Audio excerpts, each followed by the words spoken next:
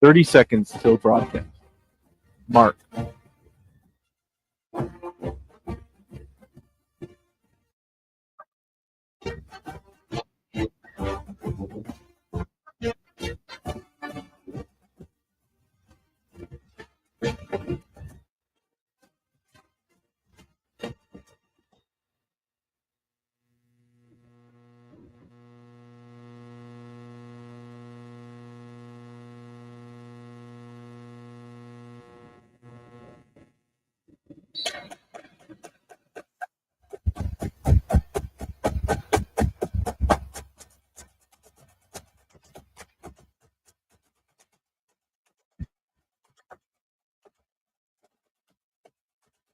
You're listening to the broadcast.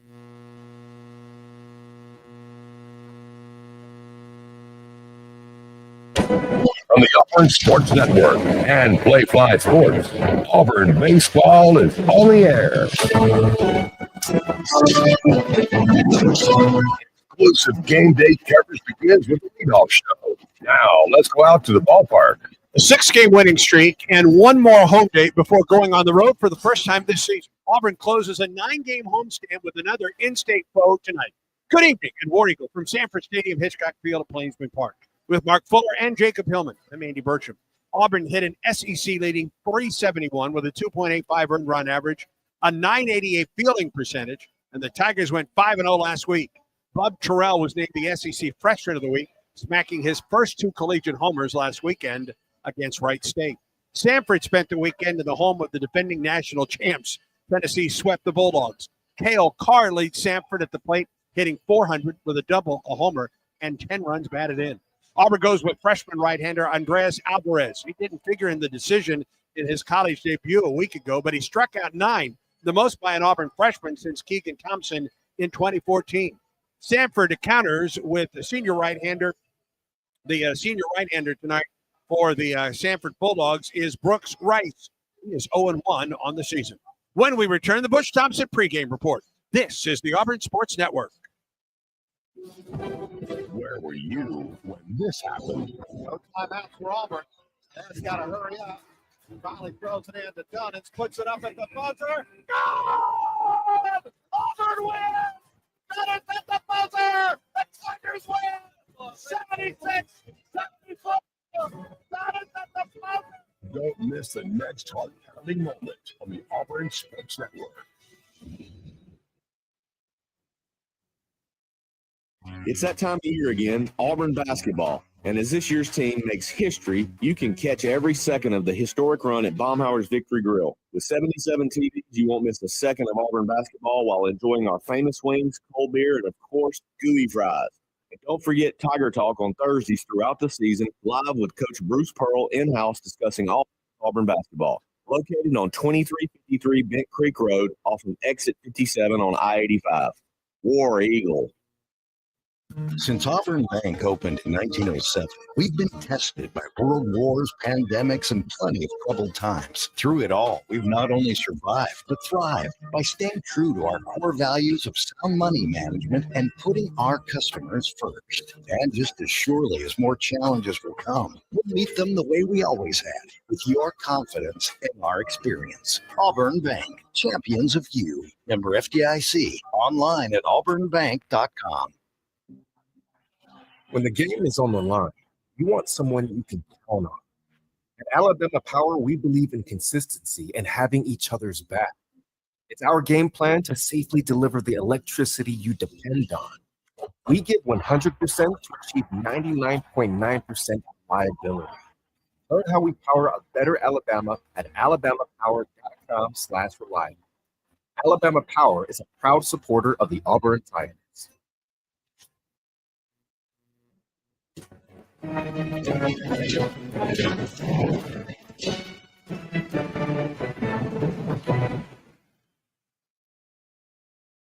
Game day coverage of Auburn baseball continues now with our exclusive pregame conversation with head coach Butch Thompson. Enjoy Plainsman Park for one more game tonight before you head on the road. Oh, I don't want to leave. We'll make the day count. And a gorgeous day, by the way. And we've already had a ton of amazing fans come out and get us started these first 2 weeks. But tonight's a beautiful night. So if I can encourage anybody to get on out here tonight. Would be a great night to come watch some college baseball. What'd you see out of your ball club in the second weekend to play the sweep against Wright? Yeah, just the offense got going, and then just shove that ball in the strike zone. I thought, especially for the first 2 days, both days, Friday and Saturday, were above 70%. Had to hit against some good arms.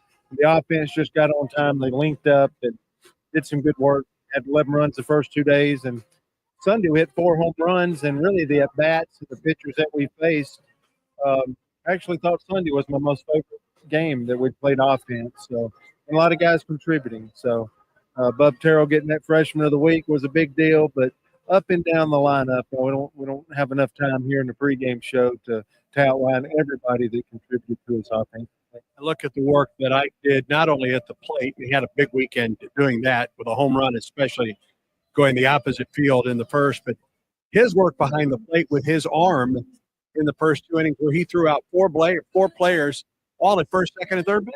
Yeah, and those guys that tried to hit with us the first 2 days, and they made a concerted effort for game 3 to push the envelope. They're not going to leave town without trying to create some offense, and they did, and they went 0 for 4 with that.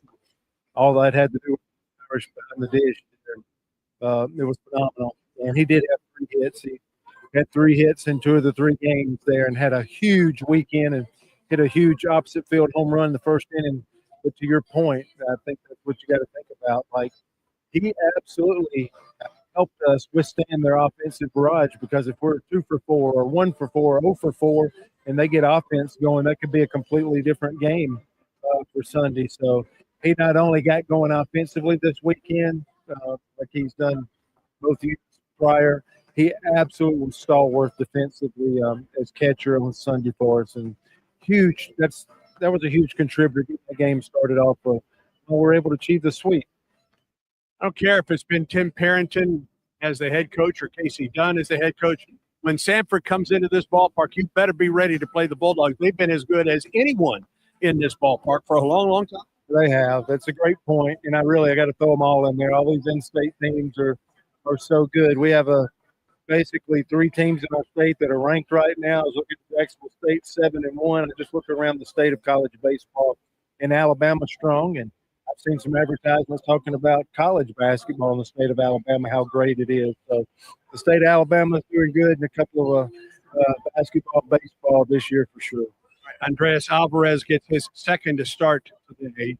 What did you see out of Dre in that first outing, especially after the first 2 batters? Yeah, they landed 2 haymakers to get started, and then that's all they got for a 9-inning ball game.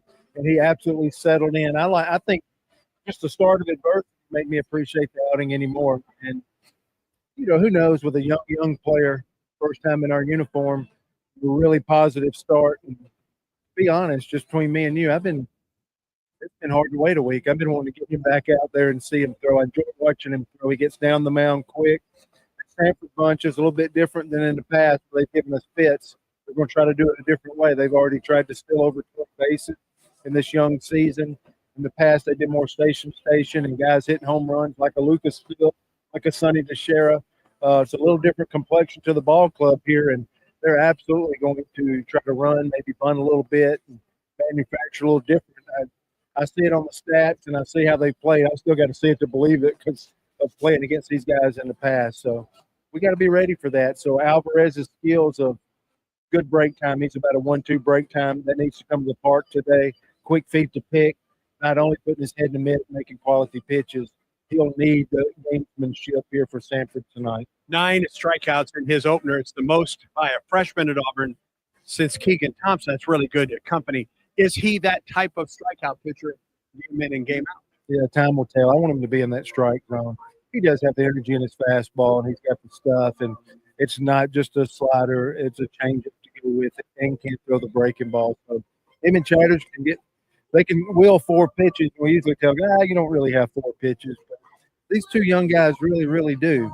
Can they pitch with it and get it over the plate? Can they leverage counts enough to really stick? I think so, or wouldn't be providing the opportunity. But they have to continue to build on what they're doing. And I know every time they go out here, they're learning something.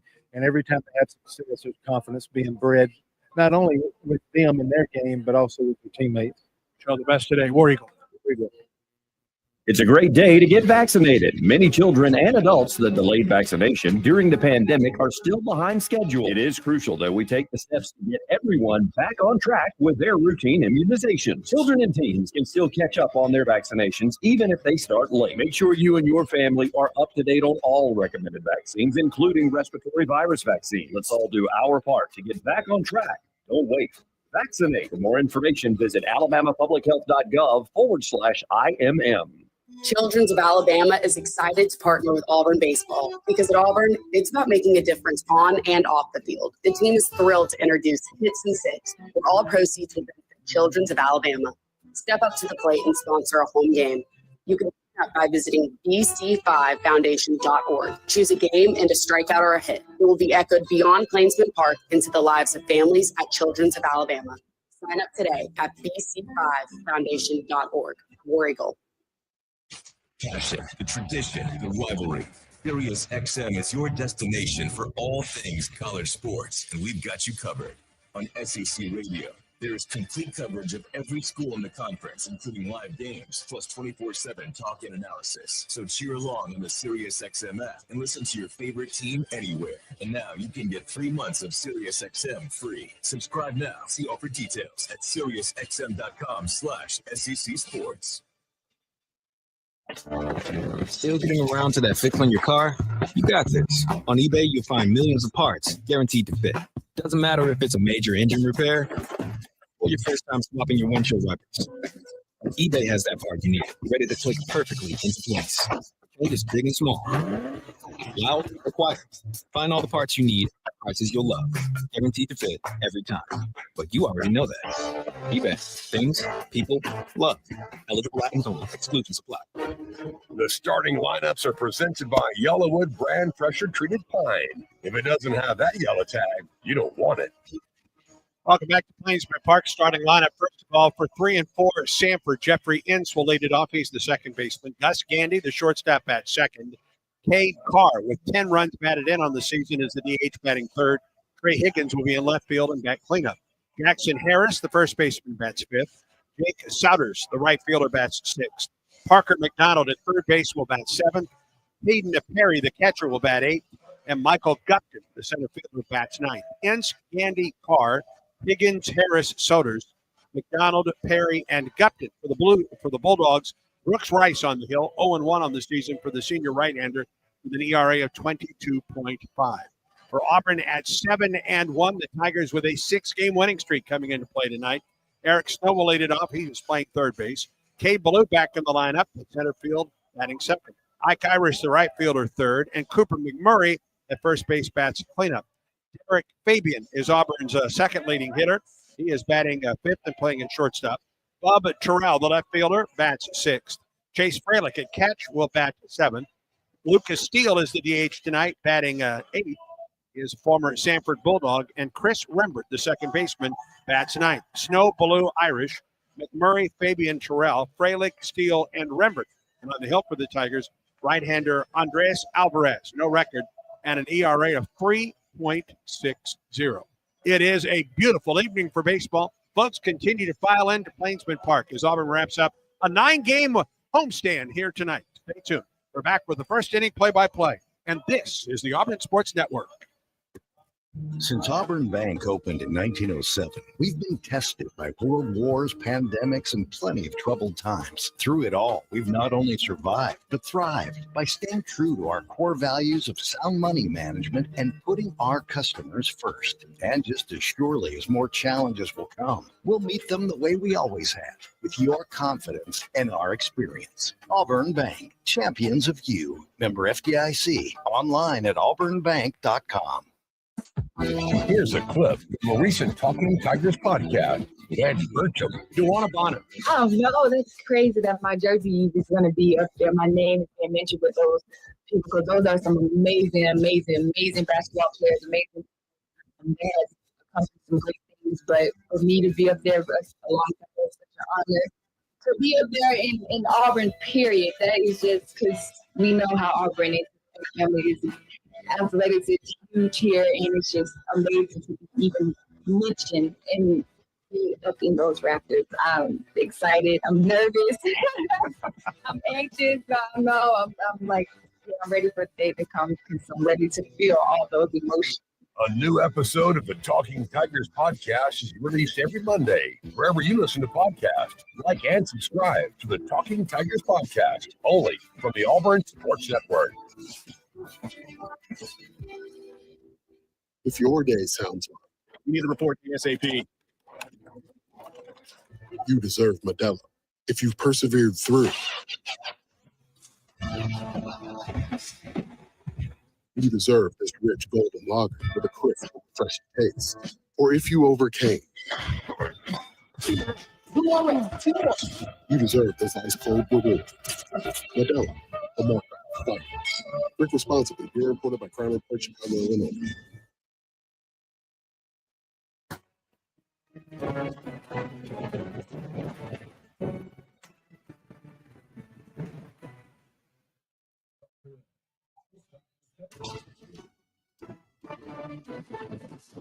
Exclusive play-by-play coverage of Auburn baseball is brought to you by the Alabama Department of Public Health. Don't wait. Vaccinate. Protect yourself and others by staying current on all recommended vaccines. Cook's Pest Control, keeping your home and business safe from pests and termites since 19. And by Alabama Power, proud supporter of the Auburn Tigers. Alabama Power, power for a better Alabama. Welcome back to Plainsboro Park. Defense for the Tigers tonight finds Cooper McMurray at first, Chris Rembert at second, Eric Snow at third, Derek Fabian at short. From left to right in the outfield, Bub Terrell, Ballou, and Ike Irish. Chase Fralick behind the plate. And on the hill for the Tigers, right-handed freshman Andres Alvarez, 5'10", 192 pounds. Freshman out of Largo, Florida, and Northside Christian. No record after his first start, a 3.60 earned run average. 5 innings for Alvarez. He gave up 2 runs on the first 2 batters that he faced last Wednesday. Gave up only 4 hits on the night, 2 walks, and he struck out 9. It is the most strikeouts by a freshman since Keegan Thompson had 10 in his freshman season. He gave up 1 home run. Before we give you the umpires, let's pause 10 seconds for station identification, Auburn Sports Network.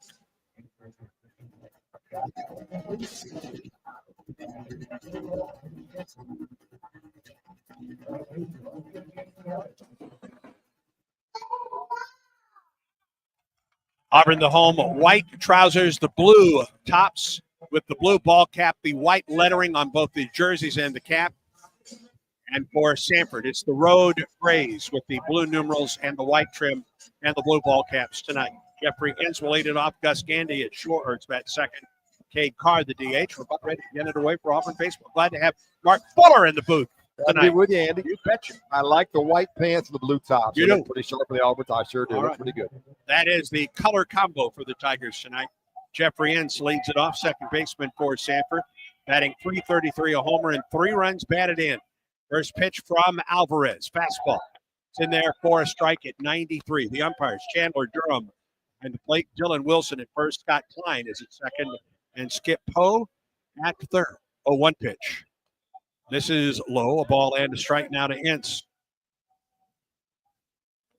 Samford 3-4. Remember, though, they spent the weekend at Tennessee against the defending national champs. 1-1 pitch. There's a strike.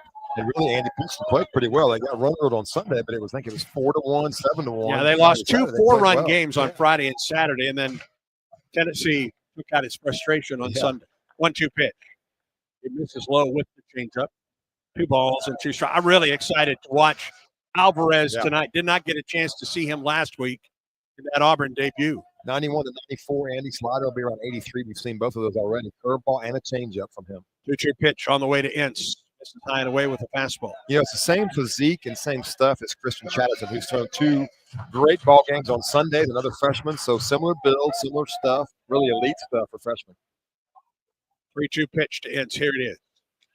And he missed high with a fastball. And you do not want to put Samford on base because this team will run.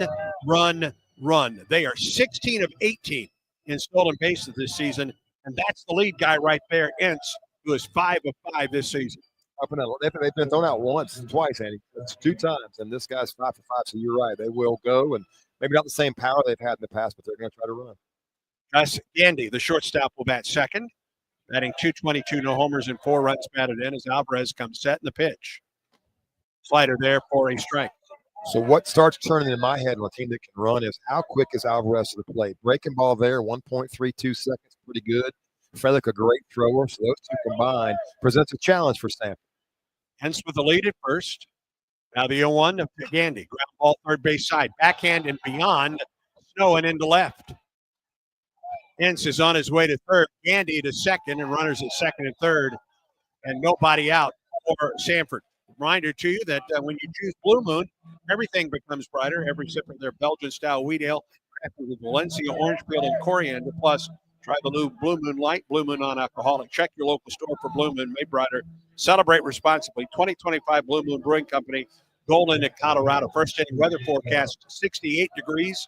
Wind out of the west at 6 miles per hour. And clear skies. And Samford immediately threatening here in the first inning.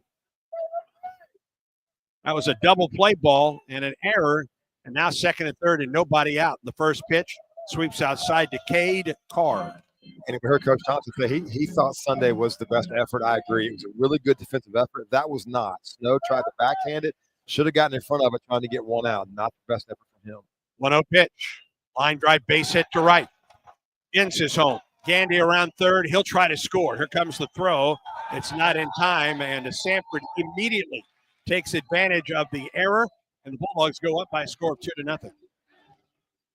Yeah, walk in the air, right off the bat. We've been here 5 minutes, and the 3-2 walk, and then the first pitch error at third, and all of a sudden with a big base hit, Samford's leading 2-0. That's what Auburn hasn't done. We talked on the ESPN broadcast on Sunday that they have thrown strikes and they've caught the ball. So right off the bat tonight, they haven't done those two things, and Samford jumped on it. 2-run single by Carr. He's at first. Here's Trey Higgins, the left field. Left-handed hitter against the righty Alvarez, who throws to first, and Carr is back in time. That's 12 runs batted in now for Cade Carr. 2 runs home, nobody out, and a runner at first for Samford. Here's the pitch. Chopper foul on a check swing by Higgins. Fastball's 92-93 from Alvarez. He got in trouble last week. He had a home run the first. As you heard Coach Thompson say, he settled down and gave up nothing the rest of the night. They won 9-2. 6-2, excuse me. No balls and a strike to Higgins. Go to first again, close but safe. Carr does not have a stolen base. He's one of the few in this order that doesn't even have an attempt this season. Alvarez comes set. Now the 0-1. Chopper foul off the facing of the Samford dugout. No balls and 2 strikes. Good changeup. So far through 11 pitches, we've seen all 3 of them. We've seen the slider at 83, changeup at 77, fastball at 93, 94, and the curveball. You can't hold anything back, Andy. You got to get out of anything. You like to conserve if you can, but when you're down like this, you got to make pitches and get out. 0-2, throw to first. Had the runner leaning, but the throw was a bit high. No tag applied by Cooper McMurray. Well, he's got good feet. Much like Chatterton, really good feet does Alvarez on the pick. Auburn goes to the shift to the left-handed hitting Trey Higgins. No balls and 2 strikes the count. Stretching the pitch. Went upstairs, a little bit out for a fastball. And Auburn's bullpen may get to work pretty quick. 108 to the plate. Andy, I think sometimes you can be too quick. If you get too quick and the arm drags, that's what will happen. You'll miss arm side high. Alvarez might be jacked up a little bit here early. Try to take a deep breath and slow himself down. 1-2 pitch to Higgins from Alvarez. Tried the off-speed pitch, missed a little bit high. 2 balls and 2 strikes. Getting ahead of the hitter hasn't been his problem in this inning. He walked the opening man, then gave up an error. Should have been a double play ball. 2 outs and nobody on. Instead, runners at second and third. A base hit to right by Carr and a 2-0 lead. Another throw over, and Carr is back. 0.93 on the pickoff move. So from the time he starts his turn when the ball gets to the bag, 0.93 seconds is pretty good. 2-2 pitch to Higgins. Ground ball up the middle, could be 2. Remember, tags the runner, throws to first, double play ball. 6-3 on the double play in the shift. That wasn't Rembert. That was the shortstop, Fabian. Yep. And I think Samford may ask for a review. Replay reviews are presented by Jackson Services. Time to review your home's heating and cooling system. Choose Jackson Services, comfort you can count on.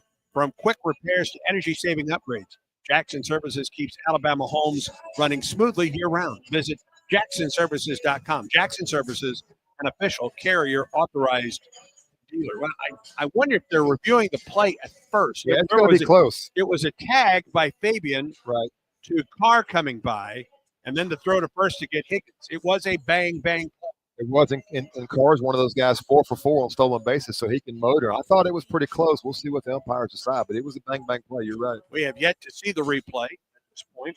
Safe. You got bad news for the Auburn faithful. I think he's safe. We have the remote control there, Mark. You say he's safe. I am saying he's safe, but you know my history of being wrong. It's paramount. Unfortunately, I do. Monumental. Yes.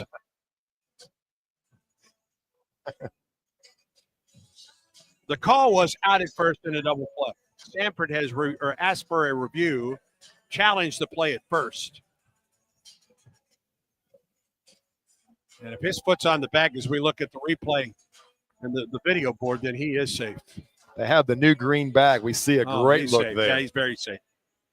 It's going to be a force at second base. For the folks who are not here who can't see it, there's a green bag now to the right of the white base. Here comes the call. After review, the runner at first base is safe. Yeah. Samford still has 2 challenges remaining for the game. That green base is there for safety to keep the first baseman, base runner from stepping on each other. It's a great. I love it. I love what they've done. He was there. It was not even really close when you see on the replay. So 1 out, a runner at first, and Higgins, and he is a good runner, 4 for 4 this season. And here's Jackson Harris, the first baseman, batting 182, no homers, and 2 runs batted in. 2-0. Samford leads. We're in the top of the first. Auburn is trying to work out of trouble. The pitch, curveball, must have missed low. Pretty good one. Pretty good breaking ball. That's what we've seen out of Chatterton and Alvarez is they can command their off-speed pitches, which is rare for young guys. Sometimes they get going too quick. Both of them are very good with off-speed pitches. Ball and no strikes, the count. Swing and a chopper up the third baseline, but foul. Ball and a strike to Harris, batting 182, no homers, and 2 runs batted in. A leadoff walk to Hens. He went to third on a fielding error by the third baseman Snow off the bat of Gandy. Cade Carr drove them both home with a single to right. Chopper to Snow. Flips to second for 1 to first. Not in time there. We talk about run. That was a clean double play, and Samford is hustling down the first baseline. Wow. So 5-6 on the put out at second base. Harris is safe at first on the fielder's choice. And Jake Souders to the plate, the right fielder. He's batting .087, but does have a homer, 6 runs batted in. Right-handed hitter against the right-hander, Alvarez. 18 pitches into this outing. Stretching the pitch. Souders fouls it back.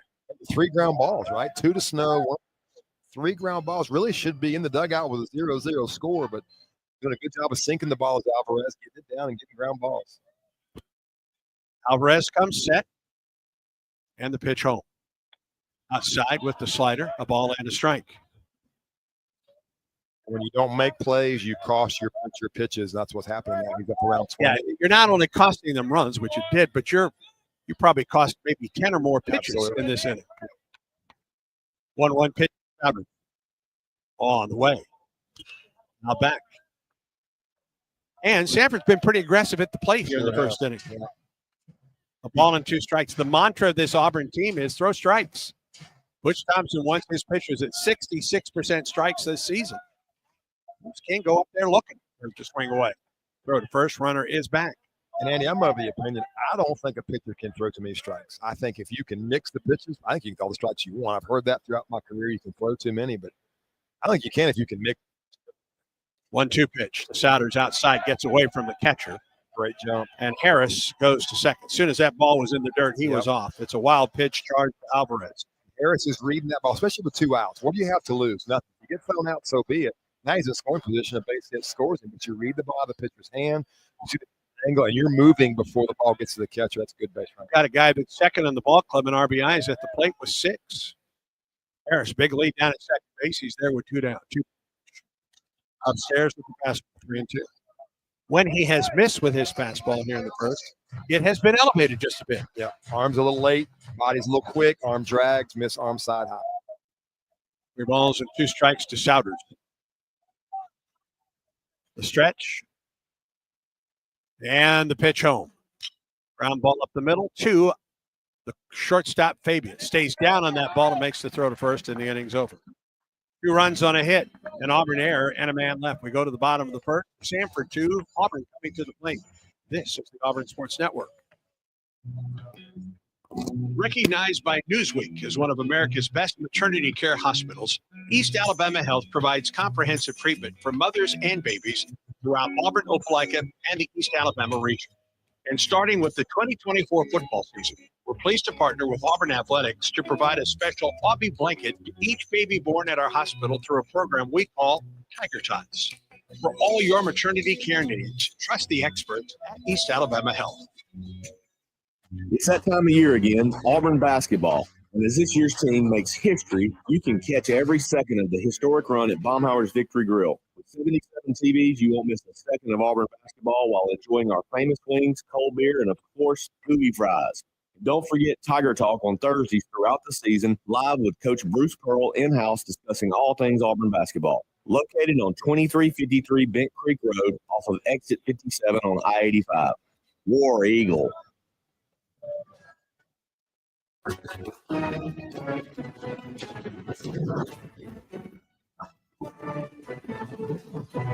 Samford with the 2-0 lead as Auburn comes to the plate in the bottom of the first. Defense for the Bulldogs. Jackson Harris at first, Jeffrey Ince at second, Parker McDonald at third, Gus Gandy at short, Trey Higgins in left, Michael Gufton in center, Jake Souders in right, Hayden Pearl is behind the plate, and Brooks Rice on the hill, number 22, 6'4", 205. He is a right-hander from senior Madison. He's a senior from Madison, Mississippi. Learn to read, Andy. Northwest Mississippi Community College. 0-1 this season, an ERA of 22.5. In his one start, 2 innings, gave up 5 runs on 5 hits. All 5 runs were earned. Did not give up a walk, did not have a strikeout. And he gets Snow, Blue, and Irish for Auburn. And that start was against Jacksonville State last Tuesday. Jacksonville State 7-1 off to a great start. And they put some runs on last Tuesday. Sorry, I think I said Saturday. Let's see if Auburn can do the same. And one of my favorite guys, Eric Snow, he has been a lightning bolt since he got to the top of the order. Maybe Friday night. Last week on the game was Bristol Carter. He took over, did Snow this Friday, and did a great job. Rice, the pitcher, and Perry, the catcher, the battery for Samford. Give you a score on that Jacksonville State team in this inning. They're not off to a good start tonight against Alabama. Eric Snow will lead it off for the Tigers. Here's the pitch to Eric. It misses down and away. Ball 1 on the Yellowwood scoreboard. That Jacksonville State team is off to a terrific start, playing at Alabama tonight, trailing 16-9. That team's at the top of the 5th. 1-0. Down the middle, it's a strike ball and a strike to Snow. They're going to be there a while. They may. Kentucky leads Evansville 24-3. That's a final. Arkansas winner over Grambling 14-3. Those are the 2 finals right now. Snow hits one high in the air to left. Higgins is back at the warning track. He has room, reaches up and makes the catch for the first out of the ball for the bottom half of the first. He used 334 feet right to the edge, right in front of the Frank Thomas uniform, did Snow. He hit one out on Sunday, an absolute laser of the Green Monster, a little short today. More scores from the Yellowwood scoreboard. Tennessee leads North Alabama, top of the 7-4. Bottom of the 5th, Ole Miss 10, Southern Miss 6. Troy leads at Mississippi State 5-4 in the top of the 6th. Missouri leads Lindenwood 6-4, top of the 6th, in Columbia. 1 down for Cade Ballou. First pitch high and away from Rice. Ballou was not in the lineup on Sunday. Back in the lineup today and playing center field for the Tigers, batting .429, a couple homers, 12 runs batted in. Tigers trail 2-0. We're in the bottom of the first, 1 out, nobody on. 1-0 pitch to Ballou. High fly ball on the infield. Popped it straight up. First baseman Harris underneath this one. Has to adjust back and makes the catch. 2 down. That was a haymaker. That ball was above the lights. The lighting here the last 3 or 4 years, the lights they're pointed down. They used to be pointed up, better vision. That ball was above the lights, and a great job there by Higgins at first base to make that play. 2 outs for Ike Irish. Excuse me, Jackson Harris. Irish batting .357, a homer, 6 runs batted in. Hit his first home run here on Sunday. Hit it to left. It hit the top of the wall just to the left of the scoreboard and bounced out. He bats with 2 outs and nobody on. Rice winds and fires, and Irish takes the strike on the off-speed delivery. And the first week of the season, Ike Irish was hammering balls into the first base dugout. That's not what Gabe Gross wants. That's not what Ike's good at. He got the game-winning hit against Troy last Tuesday, opposite field, and he stayed there all week. A 1 pitch, swings and hits it off the end of the bat to the shortstop, Gandy. His throw to first in time, and it's a 1-2-3 inning for Brooks. Rice, we're through 1 at Plainsboro Park. Samford 2, Auburn 0. And Auburn baseball continues in a moment.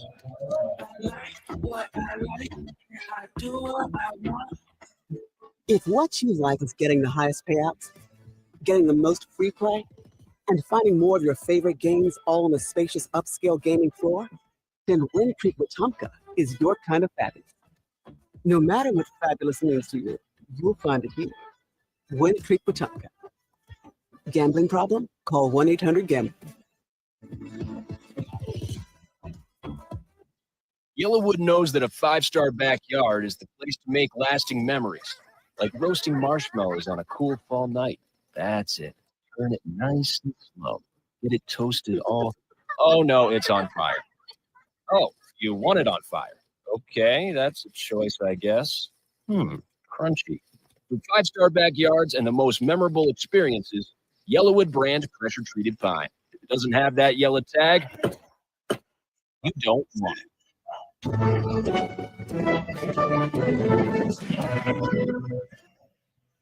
To the second, Auburn trails Samford 2-0. Second inning is presented by Southern Union. There's a new path to the Plains, and it runs through Southern Union State Community College. Move seamlessly to Auburn. That's seamlessly. You complete a bachelor's degree and select the programs by taking courses at Auburn and Southern Union concurrently. All at Southern Union's tuition rates. At Southern Union put you on a path to the Plains. Can you tell that the cheerleaders are here at the ballpark? Clearly. Yes. It will be the bottom third of the order for Samford to face Andres Alvarez, who threw 24 pitches in the first. It's Parker McDonald, Hayden Perry, and Michael Gupton, the center fielder. Yeah, if you're Coach T, you'd love for him to have about a 10-pitch inning, get back on track with the pitch count. Wind and the pitch. Swing on a miss at a fastball, 92. Fastball has life. We can see it from here. We're a pretty good ways away, but it's a good live fastball. We saw the 4 ground balls in the first inning, which indicates pretty good sink. No balls and a strike to McDonald. Here comes the pitch. Just a little bit down. A ball and a strike. McDonald, the third baseman, is batting .286, a homer. 4 runs batted in. 1 of 3 in this lineup. Make that 4 in this lineup with at least 3 stolen bases. Wind in the 1-1. Curveball in there for strike 2. You're right. Curveball 78. Slider will be about 86. So he's got 2 different breaking balls, both different speeds, shorter break on the slider. He's ahead of McDonald. A ball and 2 strikes. Comes the wind and delivery. Threw it again. That one missed low. I'll tell you, Andy, the most refreshing thing in the transfer portal generation is the number of freshmen. Auburn's counting on 7 of them, and they've all had a tremendous impact. Freilich, Rember, Jackson Sanders on the mound. This guy right here, it's been fresh and fun to watch. 2-2 pitch on the way to McDonald. Came inside and hit it.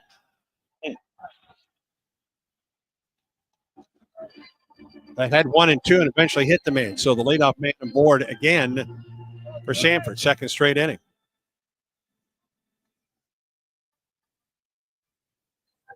Tried to get the inside corner with a fastball. And Andy, you said it in the first inning, he's missing high and arm side. So that tells you that the arm's late getting out of the glove. The body's down the mound too quick, the arm's dragging.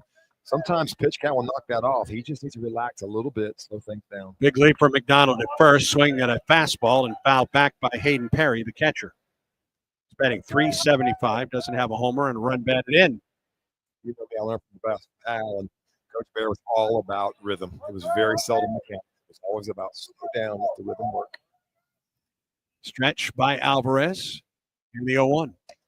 Strike 2, inside corner. It's a different day and age, though, as far as velocity. There's much more emphasis on velocity, and it's across the board. I mean, if you're playing baseball, the velocity is the most important thing right now. 0-2 to Perry. Throw to first, had the runner leaning, but McDonald gets back. And I agree, Andy, but it will never stop the ability to change speed, make the ball move. Sure. From Greg Maddox, from Sandy Koufax, all the way through. And that's what these young guys for Auburn have been doing a great job on, all three of them. 0-2 pitch swing and a foul off the facing or the screen above the Samford dugout.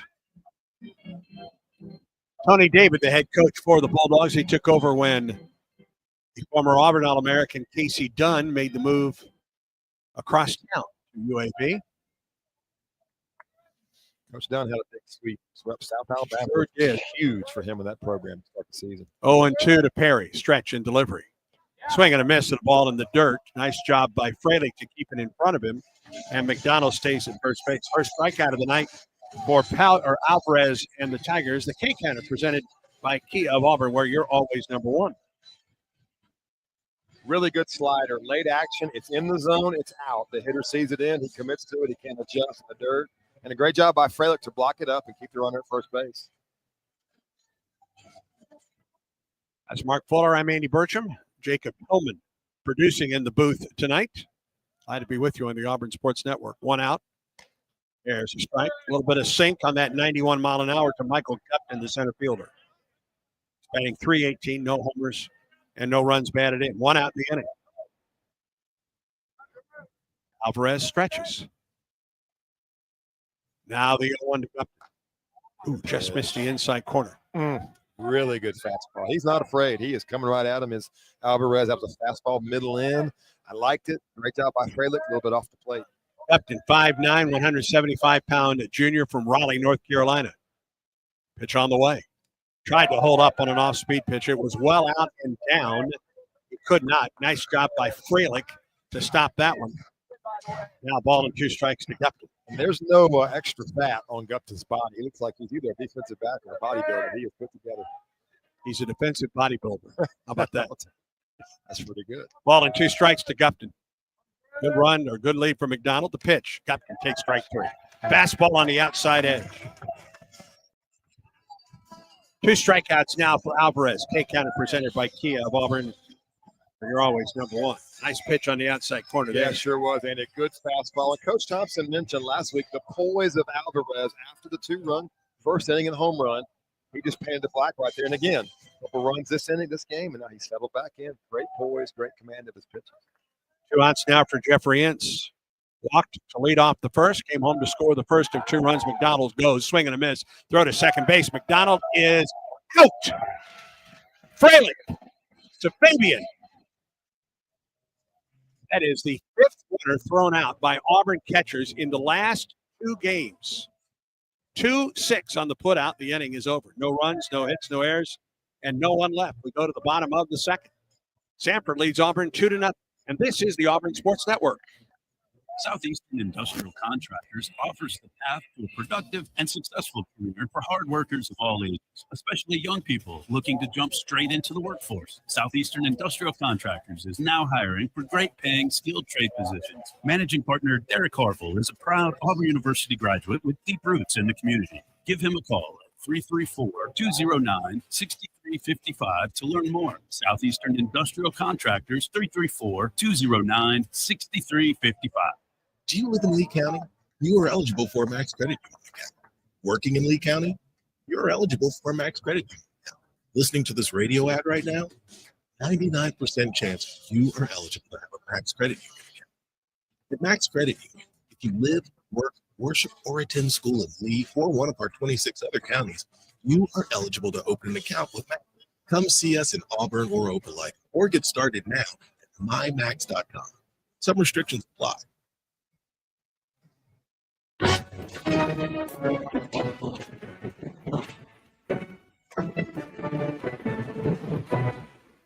You're nothing. Samford leads Auburn. Tigers come to the plate in the bottom of the second. Cooper McMurray, Derek Fabian, and Bub Terrell for the Tigers. Andy Connecticut sausage is the official sausage and hot dog of the Auburn Tigers. Kaneka sausage is a game day favorite and always great on the grill. Pick up a pack at your local grocery store or visit the Kaneka gift shop in Evergreen, Alabama, off I-65 at exit 96, and add a little mustard with it. Well, if you're talking mustard, I mean, we're talking volume of mustard. As you said, a mountain of mustard. Yes. But they are so good, you really don't need the mustard. No, I you don't. Prefer it. I agree. Let me give you another pro tip here. Try the Kaneka bacon as well. Oh, should we get some? Yeah. Cooper McMurray will lead it off for Auburn here in the second. Tigers trail 2-0. Brooks Rice terrific in the first, needed only 7 pitches. And McMurray tries to bunt his way on up the third baseline with the shift on. And they have to shift. Samford has shifted. The third baseman's at short, shortstop's at second. He is a pull hitter. They have to shift because they don't get up a double. But if you're Cooper McMurray, it's just sitting there for you. And Samford goes right back to it. He has done it, and successfully this season.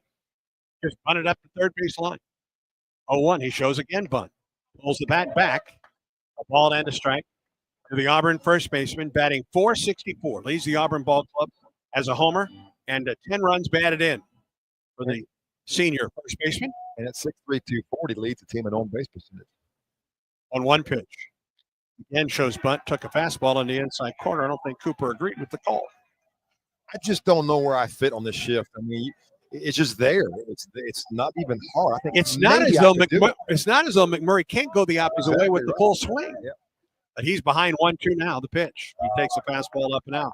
Well, really, I'm thinking everybody teaches it, but Gabe Gross is an ultra stay late, hit the ball the other way guy, even early in the count. So these hitters have been trained, but the analytics, the scouting report says play Cooper McMurray to the shift side.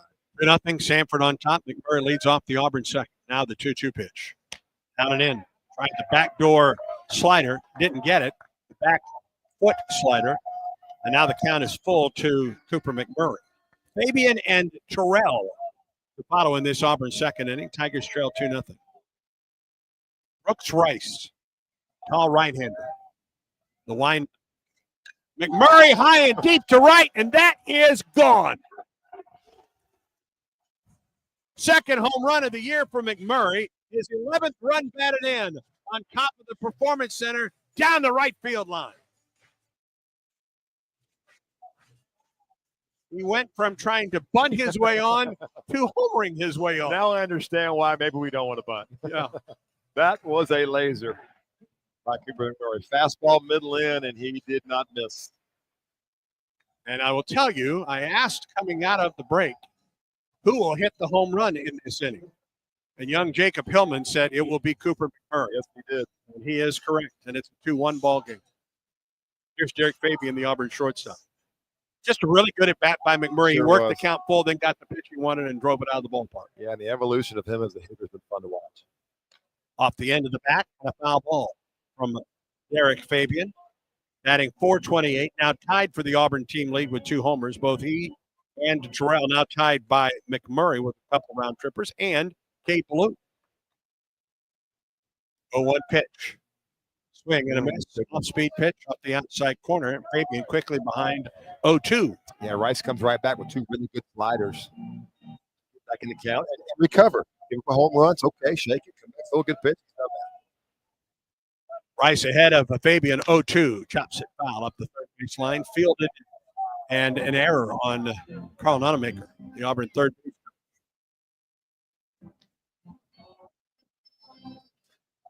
Replay in our booth here, and it was a good pitch. The McMurray got fastball in his hands, and he just got the head to it and sent it for a ride. No balls and 2 strikes. Again, the count to Fabian. Winding the pitch. High fly ball into left. Got under this one. Higgins near the line, near the warning track, makes the catch. 4 straight breaking balls. There's something about the report on Derek Fabian that says, don't give me fastballs. Yeah. They stay with the breaking ball, 4 straight pitches. 1 out in the inning.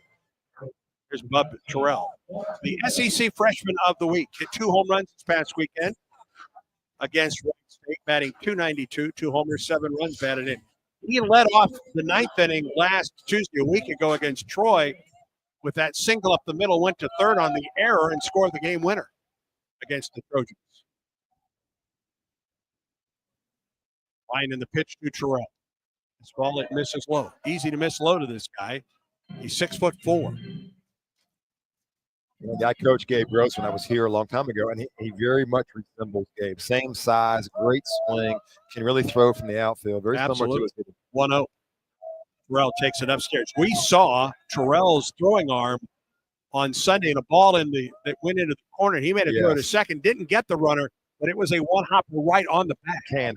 Yes. Absolute cannon. And Gabe could do the same thing. Now the 2-0 pitch to Bub. There's a strike underneath the hands. 2 balls and a strike. Good change up from Rice. And Andy Terrell was a guy that was uncommitted last year. Going to a junior college last April. He went from being unheard of to signing with Auburn and then almost losing him in the draft in July. He blew up late. 2-1 pitch to Bub Terrell. On the back, 2 balls and 2 strikes. Came in with a fastball at 91. Thompson High School up there in Alabaster, really known for its nationally ranked football team. But, man, he is going to be a great player here and has all the tools to do it. Auburn brought everybody in from that freshman class, the number 3 freshman class in the country. Here's the 2-0 to 2-2 to Terrell. Misses 1. 3 balls. Do you remember a freshman class that doesn't lose anybody to the draft? And it wasn't as though Auburn didn't have guys that could have made a ton of money This is one of Pro them. Bowl. Right here. Big time. Count is full. Second straight batter to go to a full, or second of 3 batters to go to a full count. Here's the pitch. Miss low. Didn't miss by much, but missed enough, and Terrell's aboard with the walk. They lost 2 guys, Andy, 2 years ago that would be juniors who were almost to the major leagues. A 3rd-round pick and a 4th-round pick from Pennsylvania and Michigan. But you keep Ike Iris and you keep this class, and the nucleus now is really good. You got freshmen playing everywhere. Here's another of those freshmen, Chase Fraley. We've seen him at 3rd. We've seen him as the DH behind the plate tonight with a runner thrown in second. Batting .417, homer and 6 runs batted in. Terrell at first with 1 out. Tigers trail 2-1. Stretch by Rice. Here's the pitch. Fralick swings and sends the bat over the top of the Samford dugout, off the screen and back onto the artificial surface.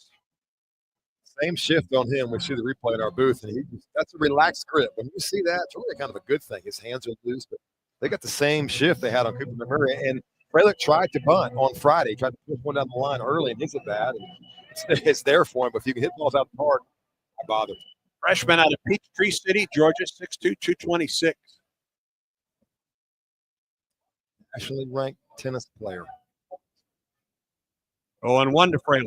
The shift is on the pitch. Ground ball, fair. Down into the right field corner. Terrell around second base on his way to 3rd. Fralick's on his way to 2nd. Terrell is held up. Auburn has runners at 1st and 2nd with 1 out for Fralick. It is his first collegiate double, just inside the first base bag. Woo. Got an off-speed pitch, sped the bat up, and man, did he ever. He got a breaking ball in the middle and just raked it. So Fralick at 2nd and Terrell at 1st. We talked in the broadcast this weekend, and on ESPN. Why are these freshmen so good? The quality of summer baseball now is unbelievable. They're facing 95 and 96 in the summers as 10th graders. They get here, and they face the great pitching. They played great defense. They played high-quality summer baseball, and they're prepared. Here's Lucas Steele, who last year at this time was playing for Samford. Chance to tie this ball game up. Third baseman comes up on the edge of the grass. It's a bit high with the off-speed break from Rice. He sailed through the first inning on 7 pitches. Auburn has scored a run, now has runners at 2nd and 3rd here in the 2nd. And the Samford bullpen is active. Rice comes set. Pitch to the former Samford player, Lucas Steele. Who swings and lines it into right field for a base hit. Terrell scores. Fralick is held at 3rd, and this game is tied. Off-speed pitch, Mark, that was left up. That's what he's been punished on. He's been leaving off-speed pitches in the middle, and Auburn did not miss mistakes this weekend, Andy, and they haven't missed them tonight so far.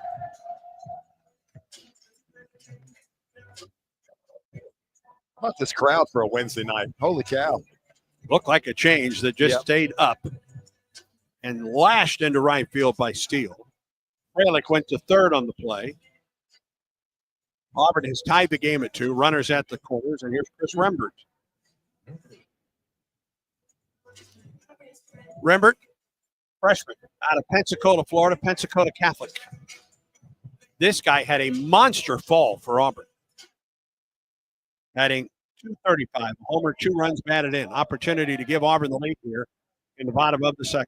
Freilich at third and Steele at first. Stretch by Rice. Long set in the pit. Rembert sends one into very deep center field. Captain back at the warning track. Goodbye.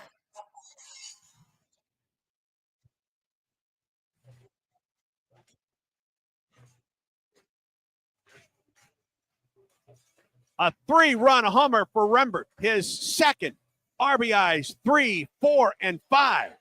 And Auburn now leads 5-2. Did anybody have Chris Rembert on their bingo home run card in this inning? I did not. No, none of us did. Just to the left of the batting eye and center. Wow. He got a first pitch fastball like he did last week and just destroyed it. He was the highest ranked of the freshmen. The third rated shortstop in the state of Florida was Chris Rembert. He got a fastball up in his eyes and hit it somewhere out there towards the blowers. Both of his home runs have been to center, and that will be all for Brooks Rice. Samford makes a Pepper Tree pitching change. For a new level of taste, Tiger fans know it's got to be Pepper Tree. For the best wine selection and the finest cuts of meat, visit Pepper Tree in Auburn or Montgomery and online at steaksandwine.com. Brooks Rice's night is done. Auburn has scored 5 times in the second. The Tigers lead 5-2. We're back with more after this Pepper Tree pitching change. When the game is on the line, you want someone you can count on. At Alabama Power, we believe in consistency and having each other's back. It's our game plan to safely deliver the electricity you depend on. We give 100% to achieve 99.9% reliability. Learn how we power a better Alabama at alabamapower.com/provide. Alabama Power is a proud supporter of the Auburn Tigers. Pepper Tree pitching change for Samford is number 44, Evan Steckmesser, a lefty, 6'1", 185, a senior from Huntsville, Alabama, a transfer from Snead State Community College. This will be the 5th appearance of the season for Steckmesser. That's tops on the Samford Ball Club. No record, an earned run average of 3.38. 8 innings for Steckmesser, 5 runs, 3 of those earned on 8 base hits. Has struck 8, walked 1, and opponents are hitting .286 against Steckmesser. Boy, 2 drastically different innings for the starter, Brooks Rice. Sailed through the first, setting down Snow, Blue, and Irish in order. But he goes an inning and a third tonight, gives up 5 runs on 4 hits, a walk, no strikeouts on the night. He threw 28 pitches, 18 for strikes. A leadoff homer for Cooper McMurray, a 1-out walk to Terrell, a double by Freilich, a single by Steele to score a run, and then a 3-run bomb just to the left of the batting eye by Chris Rembert. Just like that, Auburn leads 5-2, and now we go to the top of the order. There's 3 ways to win in the SEC. Everybody knows you got to pitch and catch. But the 3-run home run, that is a difference maker when they get into conference play, and Auburn's doing it. They're hitting 3-run home runs left and right. They hit 4 on Sunday, 2 tonight. That's a big piece of the puzzle as you play this season. It's the old Earl Weaver offensive philosophy. Absolutely. I think Auburn wants to do more than just that, but it's nice to have it in your back pocket. Leadoff man, Snow to the plate. And really can do it top to bottom. Number 9 hitter right there was Chris Rembert. They can do it top to, they can run, and they can hit it out of the park anywhere in the lineup. This Auburn team. Evan Steckmesser to face Eric Snow, who swings and hits it to the right side beyond the first baseman and into right field. And Snow is aboard. Tough hop for Saunders. He tried to come get the high chop. It beat him. So when the second hop beats you, it's going to speed up, and it's tough to catch, and it got by him. We'll wait for the official ruling. Here's Cade Ballou. Just 1 out of the inning, 5 runs home for Auburn. Ballou with a fly ball on the infield, a rainmaker that was caught by the first baseman. Steckmesser, a lefty, against the left-hander Ballou. The pitch. Cade swings and misses. And a fastball down in the zone at 86. Good two-seam fastball. You mentioned Cade not playing on Sunday. Coach Thompson thought he just needed the day off. It's been a long, tough stuff going on with their mom and their family, and just thought he needed a day off. So they take a break and recover, and here he is back in the lineup. No balls, then a strike. Snow at first, the pitch. Swinging a chopper foul up the first baseline. The ruling on the ball by Snow is an error on the first base.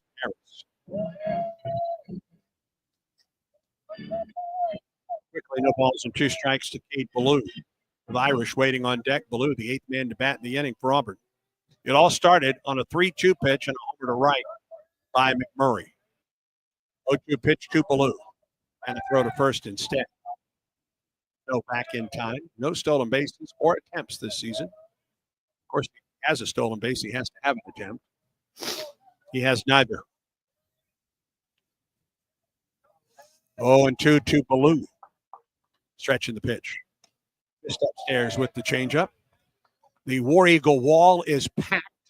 Same for the back 40 out in right center. A lot of folks outside the 984 club taking advantage of the terrific weather here tonight, as well as the Hall of Fame club beneath us.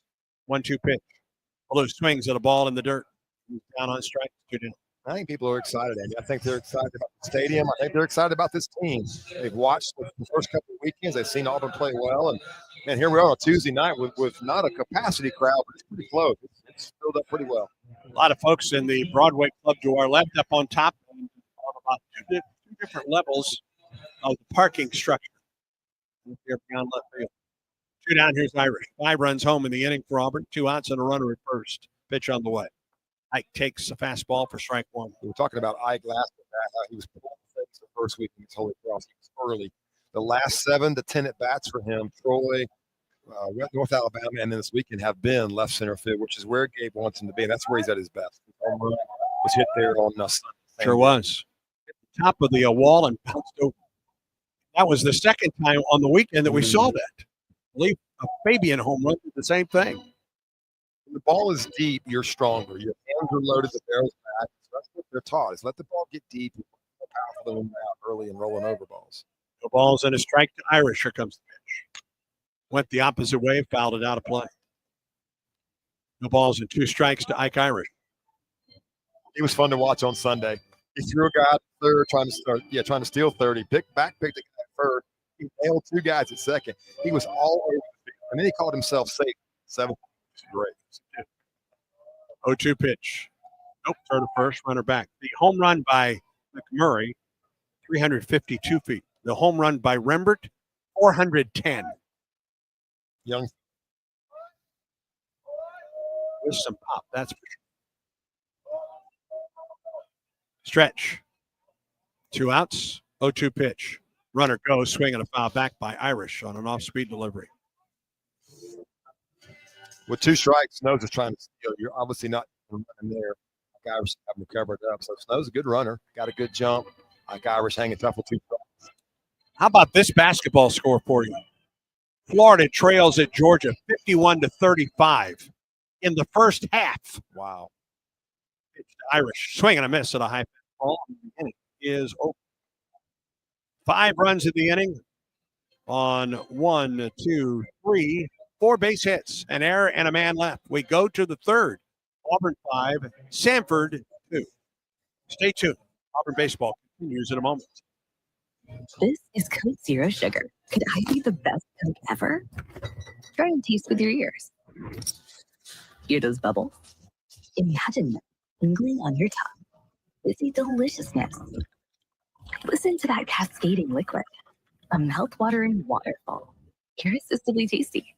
Zero sugar. Crisp, refreshing, and ice cold. Is Coke Zero Sugar the best Coke ever? Try and decide. Let's huddle up and make things happen with the only cards for the planet. The Auburn University Regions Visa Debit Card and prepaid Regions Now card. They're a win for your wallet and a big War Eagle, whether you're purchasing stuff for game day or every day. Want to go all in on confidently showing your Tiger pride? Order your card now at regions.com/GoTigers. Regions, official bank of the SEC, member FDIC. Terms, conditions, and fees apply. Back to the ballpark for more Auburn baseball. Time now for the third inning. And the third inning is brought to you by the Vance Law Firm. The phone number is easy to remember. They say, dial 3 for me. 334-333-3333. Along with Mark Fuller and Jacob Hilton. I'm Andy Bersham. Yahir Mendoza at our Skyview Auburn studios. Top of the order now to face Alvarez. Alvarez gave up 2 runs to the first 2 batters in the first inning. Settled down nicely. And now is staked to a 5-2 lead. Jeffrey Ince, Gus Gandy, and Cade Carr for Samford in the third. Alvarez 1-5 and drops the off-speed pitch low for ball 1, 39th pitch ball game. Jeffrey Ince, first team all preseason SoCon selection, so a good player. 1-0 delivery. High fastball, it misses away. 2 balls and no strikes. He led off the inning, or led off the game with a walk and came home to score on the single to right by Carr. Alvarez, the line in the 2-0. Pass ball for a strike at 91. We talked about the difference in the Auburn pitching staff this year. They led the league in walks last year. Coach Thompson said, our guys can't play catch. And they spent a lot of time in the fall of preseason just playing catch. 2-1, swing and a miss. Was that a foul tip caught by Freilich, or did it hit the bat? It was just with 1 strike, right? He thought it was 3, I think. He came like he was going to throw it around. Either that or he was coming out of there after catching the ball. I'm not sure. 2-2. Line to pitch. Ince rather, falls it back. Freilich liked the location of that ball. He immediately pointed out to Alvarez. Just a good job by Ince to spoil the pitch. Alvarez doesn't waste a lot of time out there. I think he knows these 2 freshmen, they're calling their own game. There is no call coming in. It's not yet from Coach Tiefel. Good pitch. Ground ball up the middle, backhand stab. Fabian jumps, throws. Wow. Got him! A Jeter move, and they're going to review it. They will review it. Fabian with a great arm going to his right. The jump throw, the Jeter throw to first, and there will be no review. And that is our defensive play of the game, presented by Cook's Pest Control. Don't forget to add pest control to your lineup, from keeping mosquitoes away to protecting against termites and clearing cobwebs. Spring cleaning isn't done until you call Cook's Pest Control. 1 out for Gandy. It misses low, ball 1. Fabian was shifted, Andy, almost behind the bag, and he fielded the ball at about where the shortstop normally plays. And Cooper McMurray, all 6'4" of him, reached out there and made that play. But the arm strength for Fabian to not be able to play and throw. 1-0. He shows bunt. Bunts it back to Fabian. 2 hops. 2 first. 2 outs. Boy, you love those. Alvarez said, thank you very much. Time to get a base hit. Spoke like a true pitcher. I'm telling you, those 1 pitch back to the pitcher punch. Love that. We'll take them all day. Gandy runs well, as most of the Samford Ball Club does. He punted it directly back to the pitcher. Alvarez really didn't have to rush the throw to first. 2 outs. Here's 4. 2 down and nobody on for Samford. Wind and delivery. Alvarez with a fastball in there for a strike at 93. Just pounding the strike. That's so refreshing. It's just to see guys throw strike. Now, he's got great stuff, but you got to throw strike no matter what. 0-1. That one misses low. 94. A ball and a strike. Pitch counts at 48, but probably should be around 35 had the defense been a little more solid in the first inning. 1-1. Carr swings and fouls it out of play. A ball and 2 strikes. Hadn't been a ball hit hard yet. The swings are late. They're off the end of the bat. They've rolled some ground balls. Nothing square by the Samford offense yet.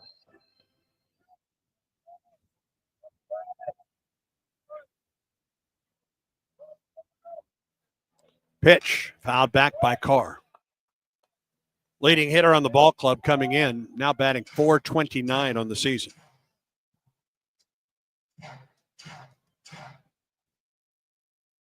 He's at the plate, a ball and 2 strikes, 2 outs and nobody on. Wind and the pitch. Got him swinging. Ball in the dirt. Freilich will throw to first. And after Auburn scores 5 runs in the bottom of the second, Alvarez sets down the top 3 in order against Samford in the third. We go to the bottom of the third. Auburn 5, Samford 2. Stay tuned. This is the Auburn Sports Network.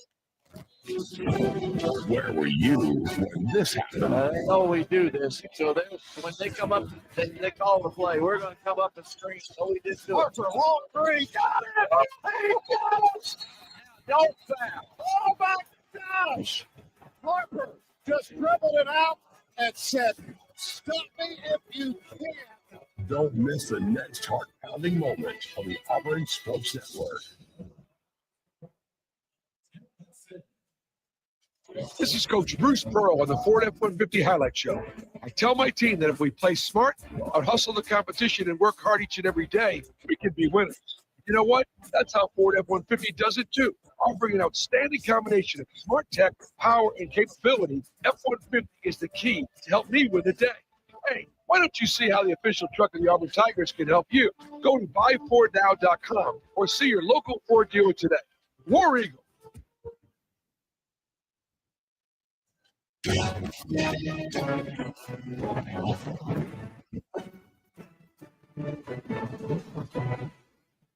Pleasant evening for baseball at Plainsman Park. Well, it's almost a full house on hand here tonight. Tigers on top of Samford 5-2. This Auburn Ball Club is on the road for the first time this season, heading to Globe Life Field in Arlington, Texas, home of the Texas Rangers, where Auburn will play Ohio State at 3 o'clock on Friday. Play number 9 Oregon State Saturday at 6. And Baylor Sunday at 3. Brad Law will have the call of all those games on the Auburn Sports Network this weekend. Cooper McMurray leads off the Auburn third. Has to bunt, but bunts it out in front of the plate. Perry, the catcher, throws to first in time for the out. Cooper was trying to go up the third base line. Instead, up the first base line, and Perry was able to throw him out. And I appreciate that, but when you can hit one like you hit a little while ago, maybe it's better to let them shift and you swing away, and I'm sure Coach Gross is going to say it to him. But again, you're trying to get on base. On base percentage wins games. That's what Cooper's trying to do. One down, and here is Derek Fabian. High ball to deep left in the second for his first at bat of the night. Pitch. And there for ball one. By the way, Steckmeister did a nice job since coming in. Also first team preseason SoCon selection. And it'll be a good barometer this weekend to find out where this Auburn team really stands. They're going to play some great teams. 1-0 pitch to Fabian is in there for a strike, a ball and a strike. The Auburn shortstop made a fine defensive play. Going in the hole, the jump throw to first to get the runner. 1-1 to Derek.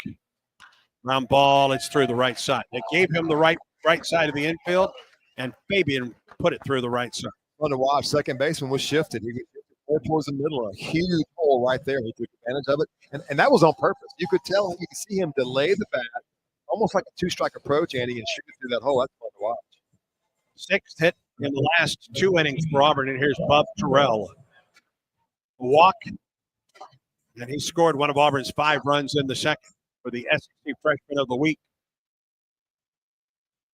Fabian is aboard at first. Good wheels over there for the Tigers. The pitch. High fly ball to deep right field by Terrell. Back is Souders. He's at the track. It is in the bullpen. Third home run of the year for Bub Terrell.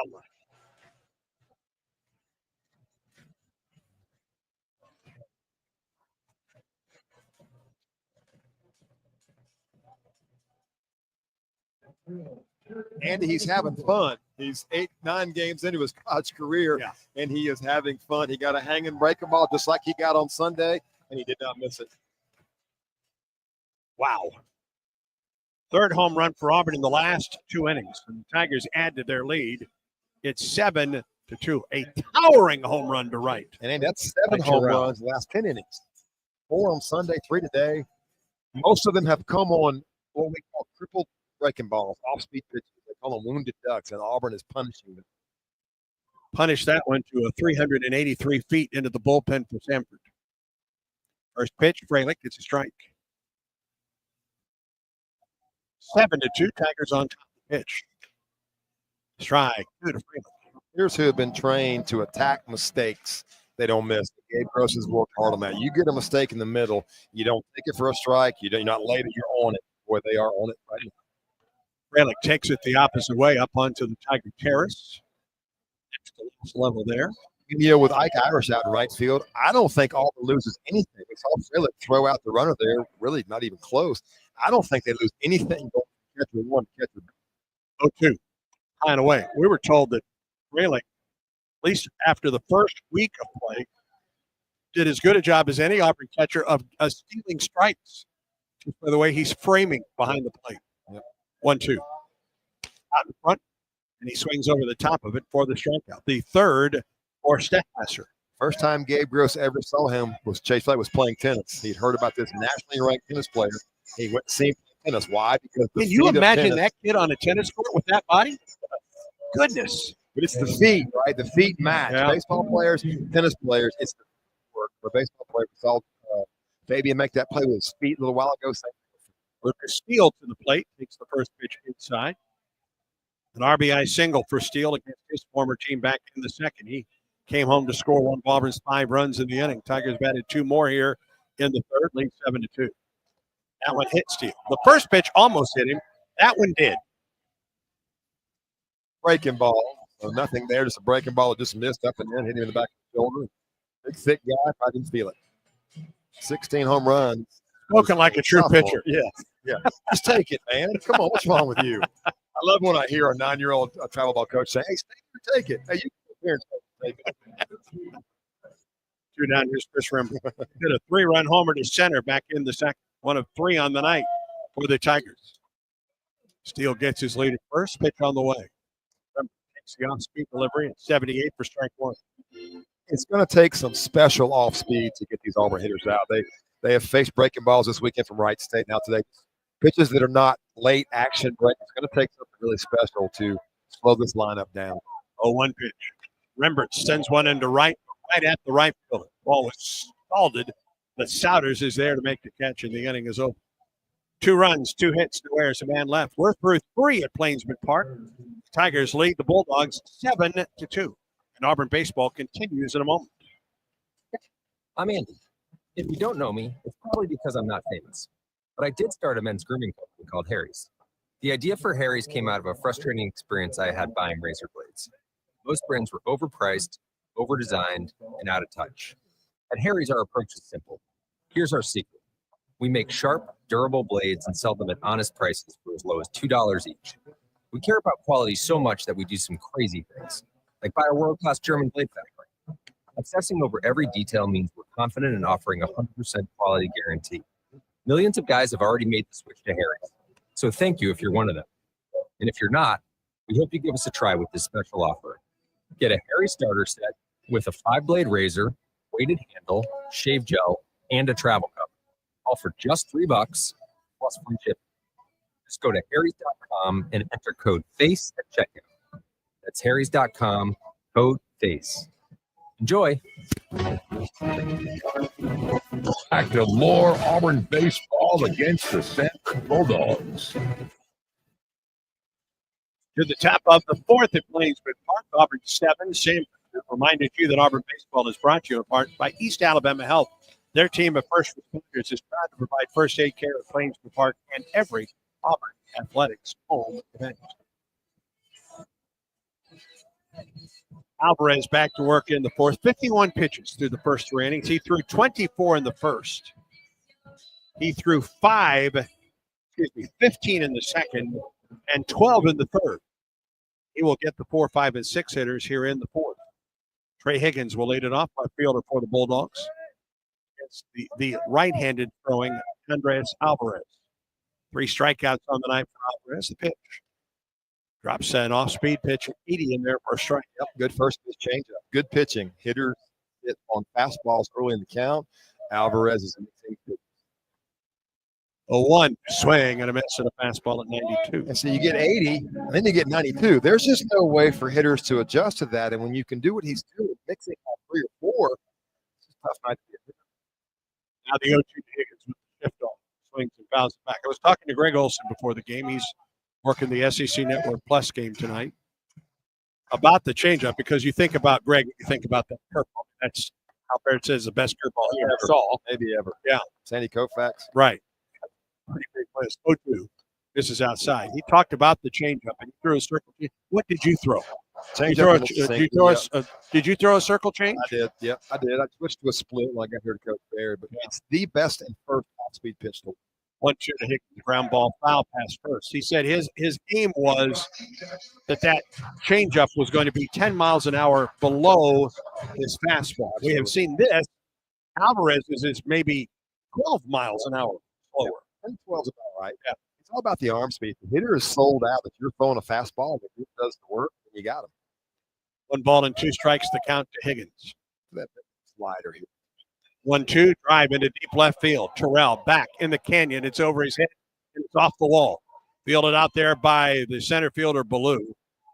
And a nice shot by Higgins on a 1-2 pitch to double into the canyon and left, and a runner at second base to lead off the inning for Samford.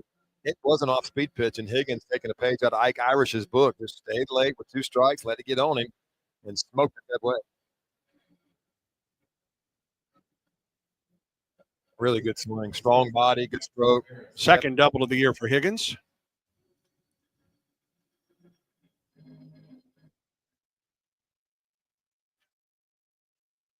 So a runner at second base. Auburn on top 7-2, and here's the first baseman, Jackson Harris. He's out of Vestavia Hills. Bounces up there. Runner tries for third. The throw there, and he's safe.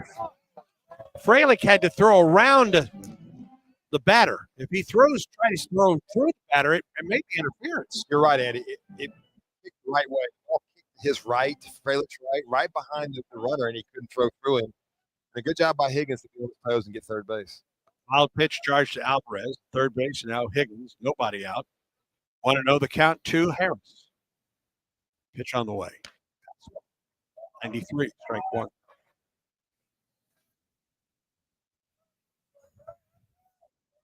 We owe you a station ID. We'll get to it after this pitch to Jackson Harris from Alvarez. Here it is. Ground ball to the shortstop. Down nicely. Throw to first. Not in time. It's an infield single and a run home for Samford. Makes it 7-3. As we pause 10 seconds. Station identification on the Auburn Sports Network.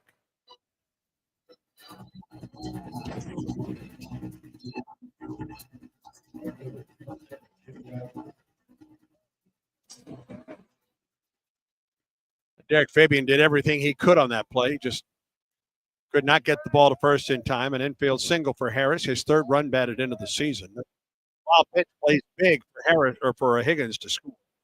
Swing and a foul ball back from Jack Souters, the right fielder. And we've seen more ground ball outs by Alvarez than we have fly ball outs. Great time for one here. Let his infielders go to work in turn 2. Nobody out and a run home for Samford. A runner at first for the Bulldogs. 7-3 Auburn leads. Stretching the pitch. Curveball missed. See a little bit of Frelick there. We see it on our screen. A really good job of Frelick to go out there and get that ball. You mentioned he stole strikes that first weekend. Really good job there. He just missed. Alvarez asking if the pitch was low, and it was. 1 ball and 1 strike to Souters. Harris at first. Throw over. He's back in time. There are occupants in the Auburn dugout. I don't see anybody throwing yet. Alvarez is at 63 pitches unofficially right now. Stretch. The outside corner, 2 balls and a strike now to Souters.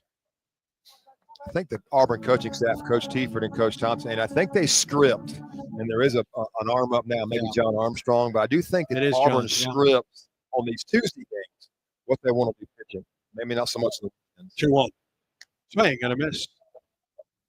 Fastball with some life away from the right-handed hitter. 2-2 to Souters.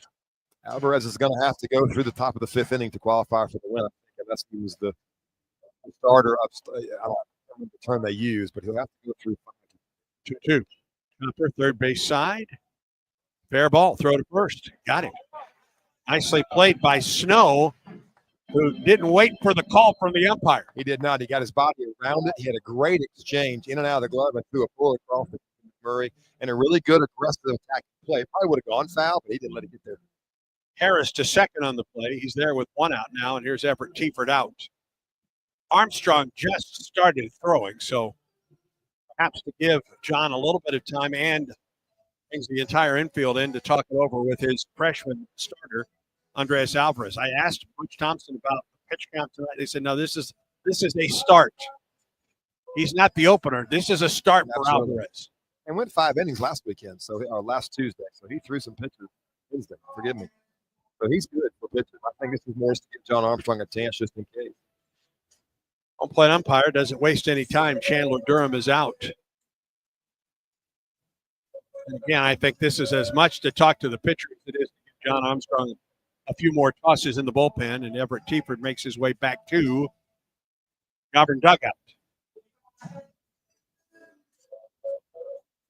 We're in the top half of the fourth. A run home for Samford. Tigers lead the Bulldogs 7-3. A runner at second and one out for the third baseman, Parker McDonald. Hit by a pitch to lead off the second. He was thrown out trying to steal second base in that inning. McDonald batting .286, a homer and 4 runs batted in. Runner at second base, Alvarez stretches, checks the runner, and pitches. Fastball misses low, good backhand stab by Fralick. Made it look easy. 92, no chance to get his body in front and block it. He just picked it. You talk about hand-eye coordination and rhythm and athleticism from a catcher. 6'2", 226. Now the 1-0. Call at the knees. 1 ball and 1 strike to cut them down. Man, fun to watch this young of a player catching behind the plate and doing it at a very high level. 7 runs, 7 hits, and error for Auburn. 3-0 for Samford. 1-1 pitch. Outside. 2 balls and a strike to Parker McDonald from Tallahassee, Alabama, nearby Tallahassee. Much of this roster for Samford, in-state kids. 2 balls and a strike to McDonald. Stretch it. Missed outside. He's labored. I said he's from Tallahassee. He's not. He's from Tallahassee. I can't read. That's twice today. Something I should know. 3 balls and a strike. Not you, anyway. 3-1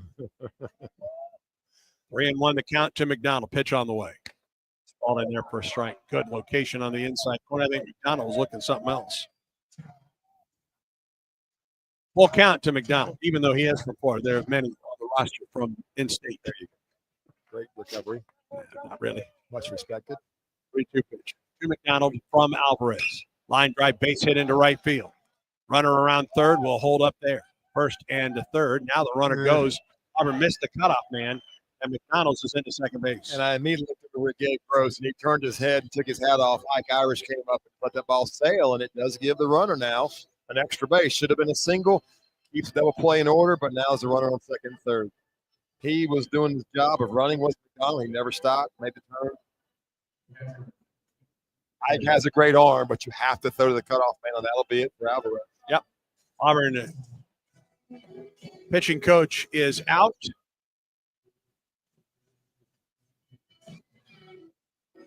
And the Tigers will make their first call to the bullpen tonight. It is the ADPH call to the bullpen. Not a bad start at all by Alvarez. Had a little trouble with defense in the first inning, got some ground balls, and he just kind of labored through it. He missed a few balls, made some pitches. It was more of a labor-filled outing for him than it was last week. John Armstrong is on this ADPH call to the bullpen. Strike out ants, termites, and other pests with a call to Cook's Pest Control. Cook's proven pest control methods and superior termite control system keep your home safe and are backed by a 110% satisfaction guarantee. As the weather gets warmer, your spring cleaning isn't done until you call the official pest control partner of the Auburn Tigers, Cook's Pest Control. Looky, looky, looky, here comes cooking, Cook's Pest Control. ADPH call to the bullpen for the Tigers to one of its senior veterans, senior right-hander John Armstrong, 6'3", 181 from Dothan, Alabama, Lurleen B. Wallace. Community College. Armstrong is on, making his third appearance of the season. No record, an ERA of zeros as well. He's pitched 1 inning for the Tigers, no runs on a hit. No walks, no strikeouts. Opponent hitting 167, 250 against Armstrong. 1 hit that he has given up. And Alvarez night is done for the Tigers. Dress goes 3 1/3 innings, gives up 3 runs, 1 earned on 4 hits. Struck out 3, walked 1 hit through 2 wild pitches. Through 71 pitches, 44 strikes. That was a weird start, and you see the 1 earned run. He threw well enough to get into the 5th inning and qualify for the win, but some things didn't go right for him. He did build some pitch counts, but I don't think he feel bad about anything. It just was an outing. It was just a weird outing. Sometimes that second time out, something about it can be a labor-filled one. We saw it from Chatterton on Sunday. Wasn't quite as crisp. Now John Armstrong's in there. Nasty sinker, 2-seam fastball, slider. Probably better velocity, Andy, now than I've seen in the past. He was 92 in a scrimmage a few weeks back. But a guy that relies on movement more than anything else. And he inherits runners at 2nd and 3rd with 1 out in the 4th. Auburn with a 7-3 lead. And here is the catcher, Aiden Perry, a strikeout victim in the 2nd. 1 of the 3 on the night for Alvarez. Auburn will play back. They're not worried about cutting the run down before when they want to get the out.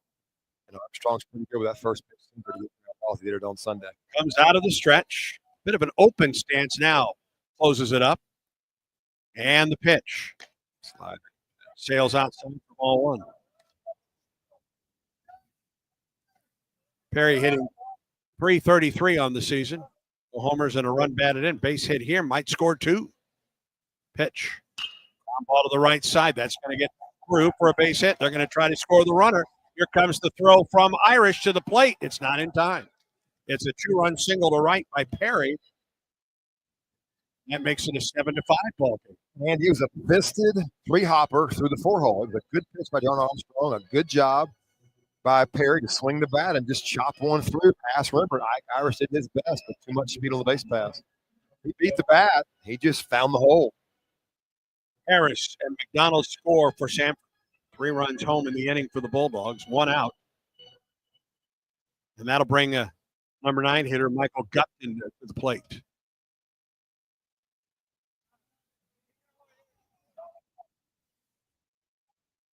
Pitch.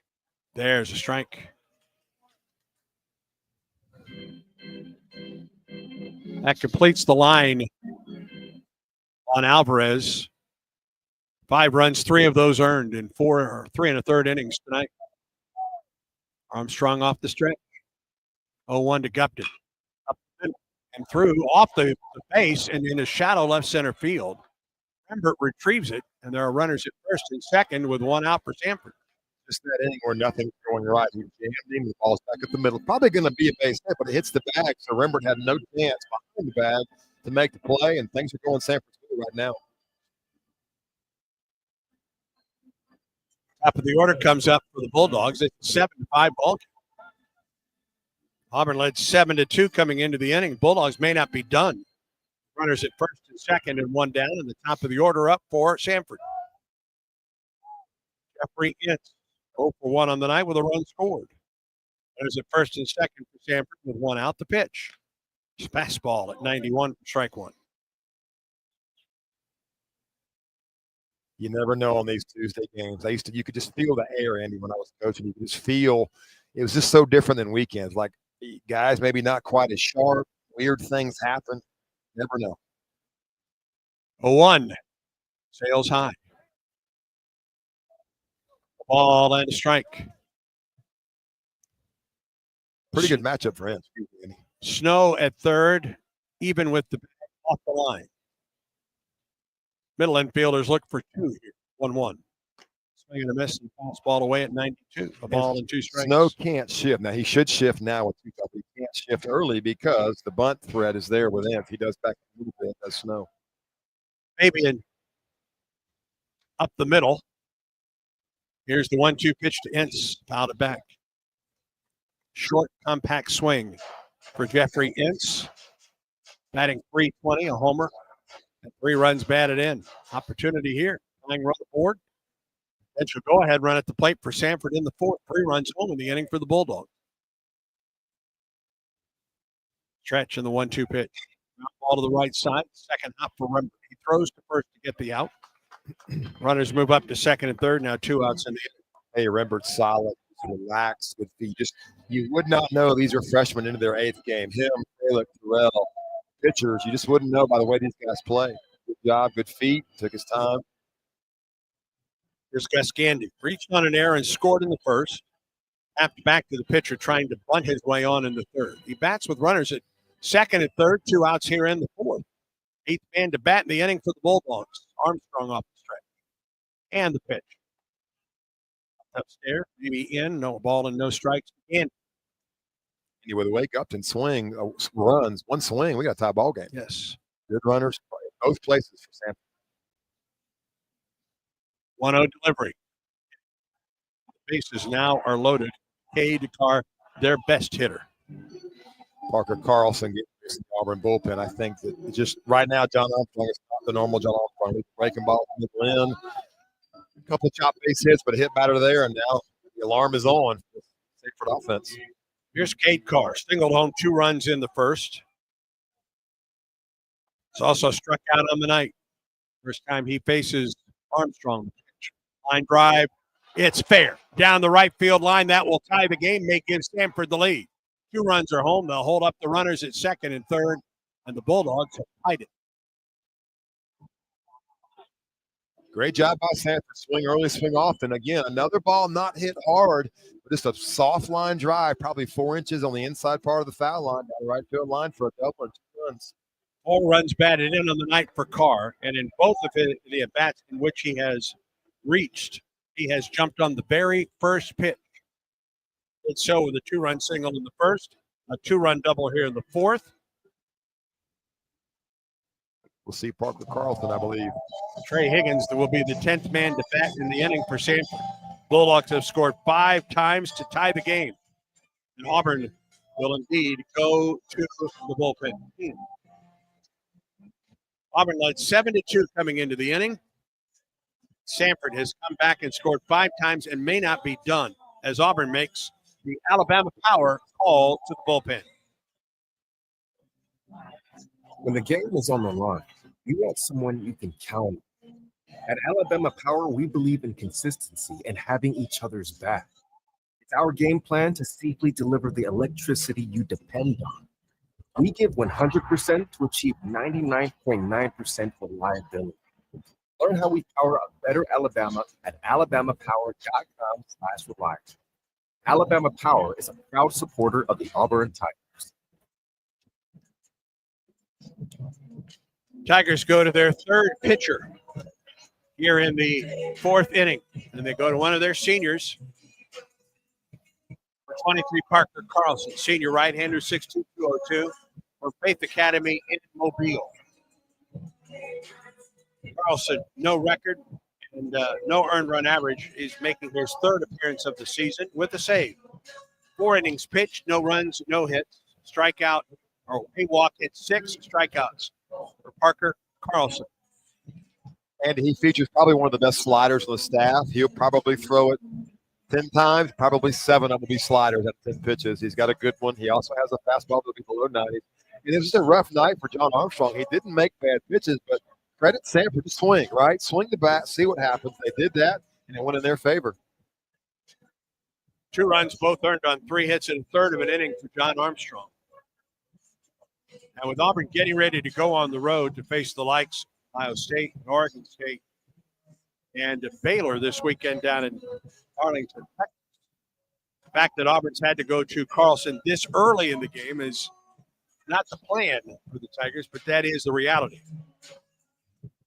Second and third with 2 outs for Samford, who scored 5 runs in the inning. Carlson trying to get that elusive third out right here. Auburn back to the plate. Guys like Tilly and maybe Hayden Murphy and definitely Jeff Johnson not available to them. If you're on Sunday, really don't want to use them during the week. You want other guys to get some work. So it's a night where Auburn's going to rely on maybe some guys we haven't seen yet to get in there, get some work, get some outs. Give you an update on the Yellowwood scoreboard. SEC basketball, a game that I guarantee you Auburn's paying attention to. The number 3 Florida Gators playing at Georgia. They're in the second half in Athens, and Georgia showing no signs of letting up. Bulldogs lead the Gators 64-48. Trey Higgins to the plate with runners at second and third and 2 outs here in the 5th for Samford. Higgins led off the inning with a double to left. Scored the first of 5 runs for Samford. They've tied it up 7-7 the score. An opportunity now for Samford to take the lead as Carlson with the high set and the pitch. Higgins takes a baseball up the inside corner for ball 1. And there is an open base. Despite it being the 4th inning, you're at home, all those things figure in, but there is an open base. If you're Parker Carlson, you don't have to give in to this left-handed hitter. Right-hander Carlson comes set. Now the 1-0 pitch to Higgins. Swing and a miss. There's the slider. Yeah, it's a cutter, and it's 85, and it's nasty. It's close to a slider. It is really late and really good. And he's thrown 2 of them. They are just late breakers and good pitches. 1 ball and 1 strike to Higgins. 5 runs home for Samford in the inning. Runners at second and third for the Bulldogs and 2 down. Right in the 1-1. Swing and a foul tip into the glove of Fralick. A ball and 2 strikes. That's all he's going to see. That was 87. So you know it's a cutter because the slider is going to be about 10 miles an hour off the fastball, which is 92. This is 87. He'll get another one here. He will not get a fastball, will be my bold prediction. It's just so good. No answer for it yet. 1-2 pitch to Higgins from Carlson. Here it is. Down, swing, miss. Carlson does his job. But Samford scores 5 times in the inning on 6 base hits. And we go to the bottom half of the 5th. Auburn 7, Samford 7, and the Bulldogs will have a pitching change when we come back. This is the Auburn Sports Network. Yellowwood knows that a 5-star backyard is the place to make lasting memories, like cookouts, cornhole with friends.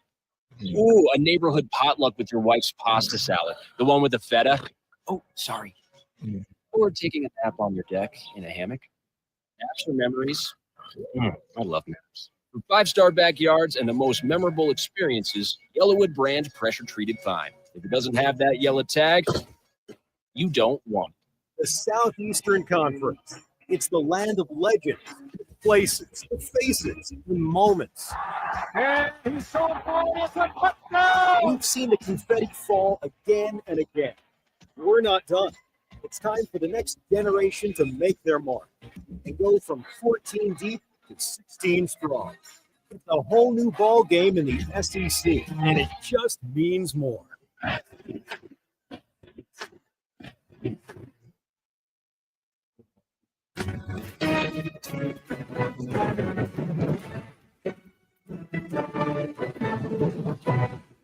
Bottom half of the 4th, Auburn and Samford tied at 7. Bulldogs with a pepper tree call to the bullpen for number 21, Cullen Horowitz, 6'4", 220-pound right-handed senior from Shepherdstown, West Virginia, San Jacinto Community College, San Jack. Horowitz on, making his 3rd appearance of the season.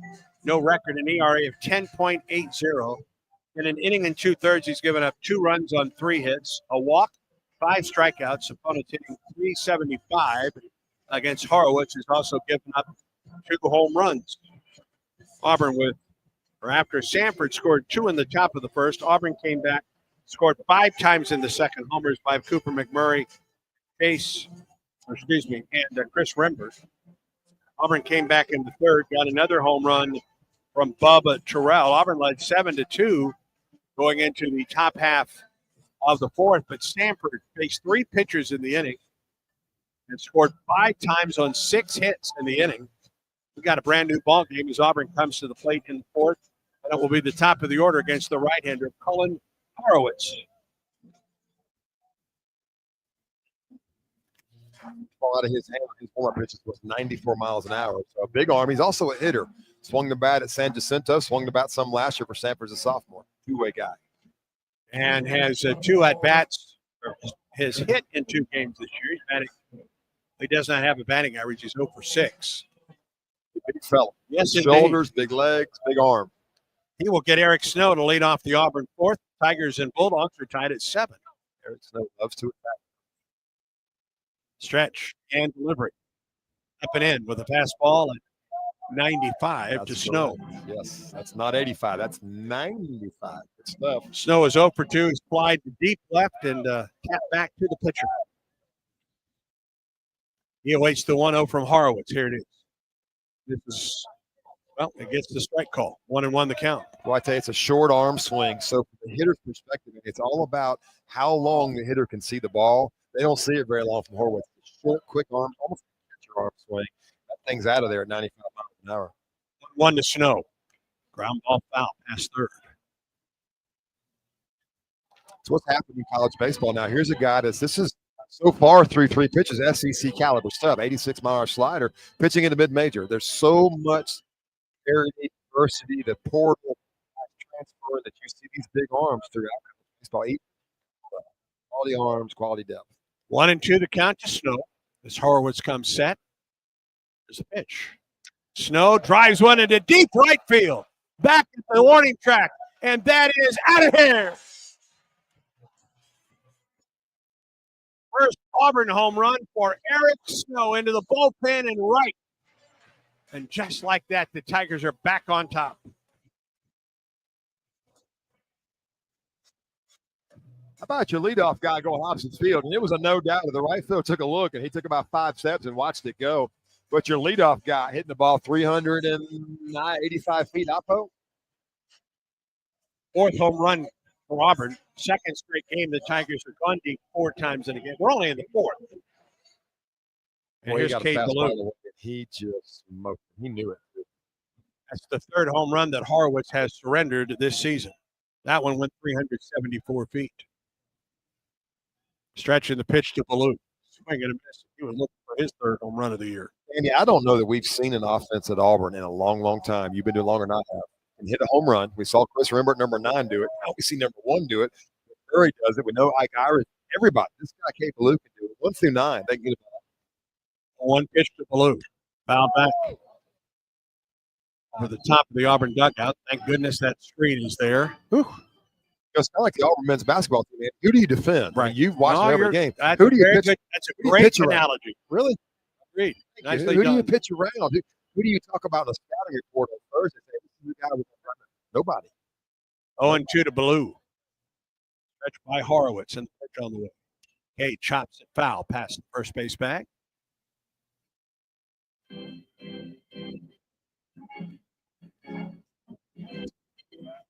A little basketball knowledge. Couldn't run, jump, dribble, or shoot, but I can watch. We all can. Ballou is 0 for 2 on the night. He's popped up to the first base. Swinging. 0-2 pitch to Cade. Just got a piece of it. And I think that got a piece of the catcher. Maybe a little bit of the umpire. Got all 3 of them, I think. Bat, glove, and leg.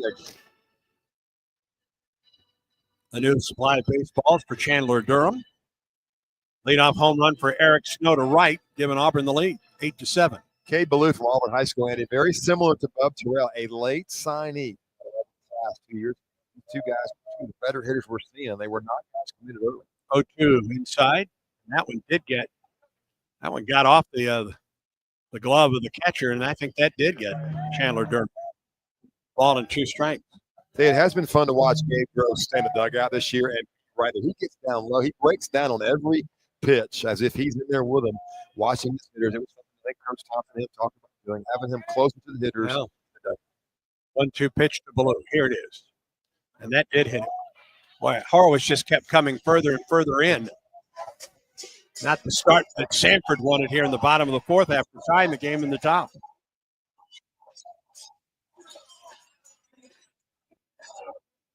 And more activity in the bullpen for Samford. I believe that's Austin Tomasini. Well, a good example here by Horowitz. Even though it's 95, at least right now it's not usable. He's not in the strike zone, doesn't have the command that he needs. So 95 is great. We talked about that earlier, Andy, the ability to play catch. Right now, it's not there for him. He's missing high, wide, and in. Here is Ike Irish. A run home, a runner at first, nobody out. Pitch. Ike takes the slider in there for a strike. Good pitch there. Charge out of the hitter by throwing an off-speed pitch for a strike on the first pitch. Batting .333 on the season, a homer and 6 runs batted in for Irish. He's 0 for 2 tonight.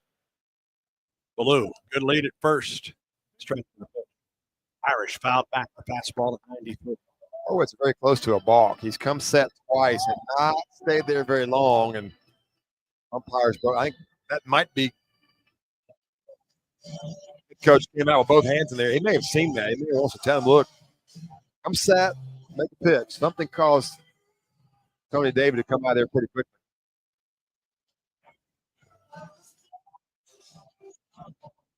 And now the home plate umpire, Chandler Durham, makes his way to the mound. He's not giving a lot of time out there tonight, is he? No. With the coach out there. 30 seconds, right?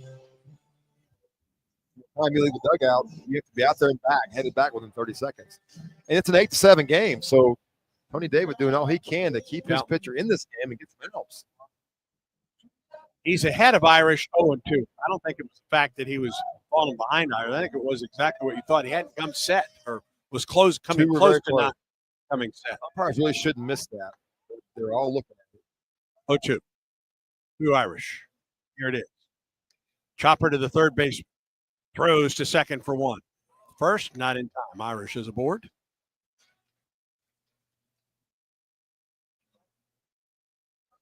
It's a pretty clean turn, but Ike runs well. We've talked about it. This lineup runs really well.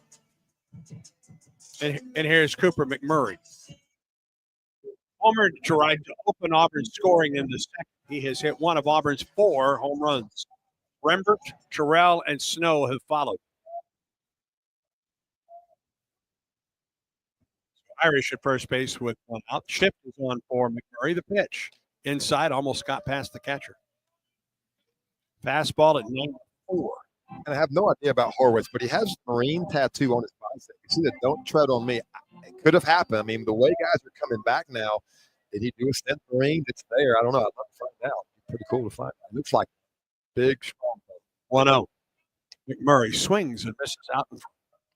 Good slider. He mixed it with a 1-0 count. Sit on a fastball for the breaking ball. McMurray, good swing. Good pitch.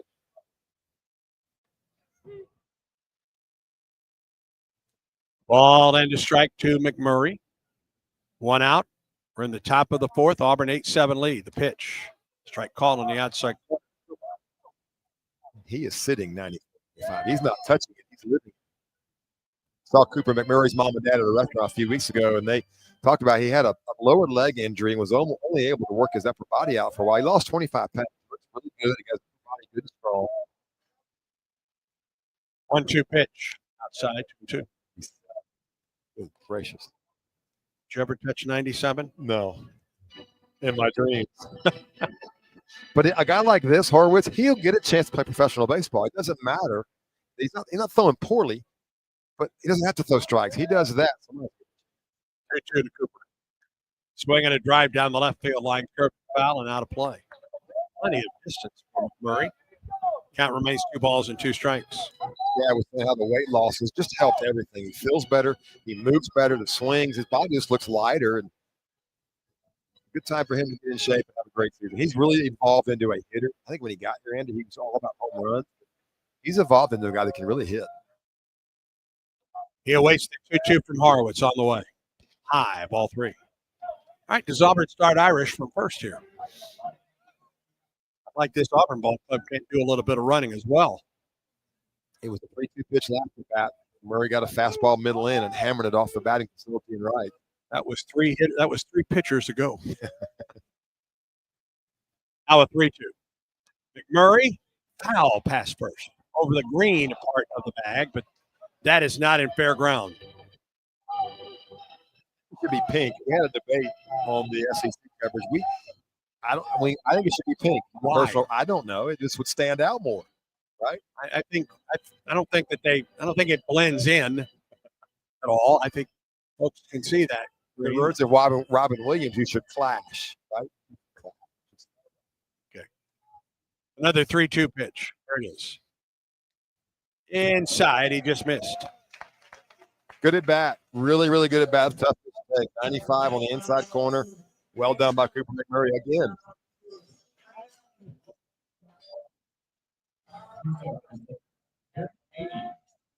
Here's Jarek Fabian for the Tigers. Singleton scored in the third. He flied to deep left, and that may be all for Horowitz. Runners at first and second for Auburn. 1 out. Run home for the Tigers. Auburn leads it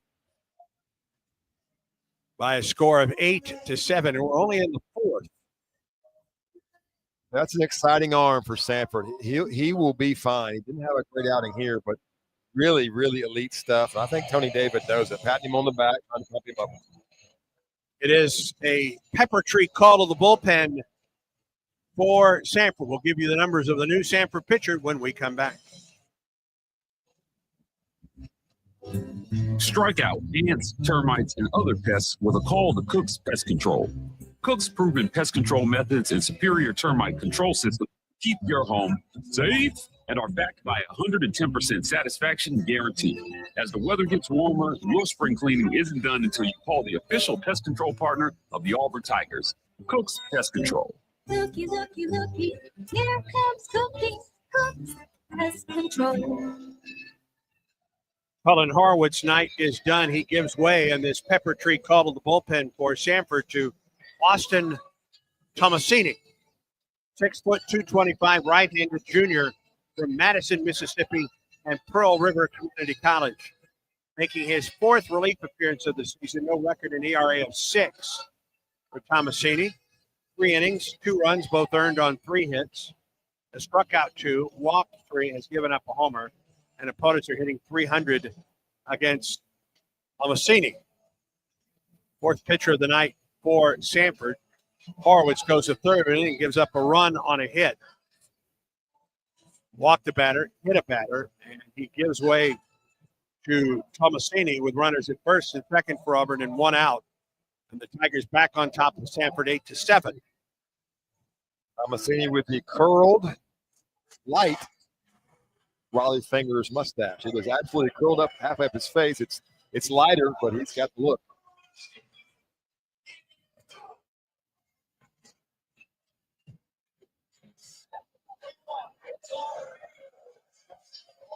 Austin Tomasini, the fourth pitcher of the night for Samford, following Cullen Horowitz, Evan Streckmesser, and Brooks Rice.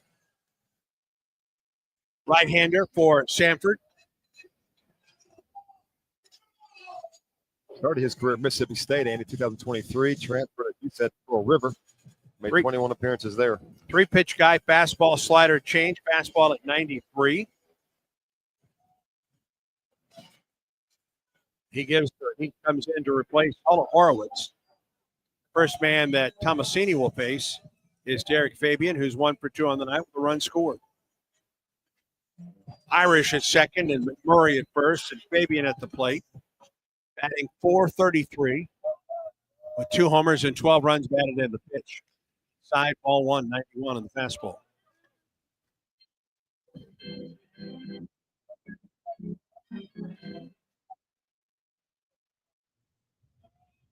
First and second, 1 out for Auburn in the fourth. Stretch in the 1-0 pitch.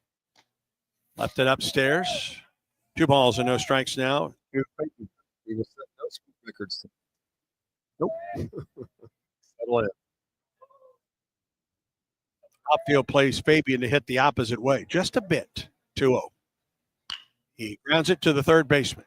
Throws to second for 1. Return to first. It's in time. 5-4-3 double play. A run on it for Auburn. No errors. A man left. Through 4 at Plainsman Park. Auburn 8. Samford 7. Auburn baseball continues in a moment. It's a great day to get vaccinated. Many children and adults that delayed vaccination during the pandemic are still behind schedule. It is crucial that we take the steps to get everyone back on track with their routine immunization. Children and teens can still catch up on their vaccinations even if they start late. Make sure you and your family are up to date on all recommended vaccines, including respiratory virus vaccine. Let's all do our part to get back on track. Don't wait. Vaccinate. For more information, visit alabamapublichealth.gov/IMM. I like what I like, and I do what I want. If what you like is getting the highest payout, getting the most free play, and finding more of your favorite games all on a spacious upscale gaming floor, then Wind Creek Atmore is your kind of fabulous. No matter what fabulous means to you, you'll find it here. Wind Creek Atmore. Gambling problem? Call 1-800-GAMBLE.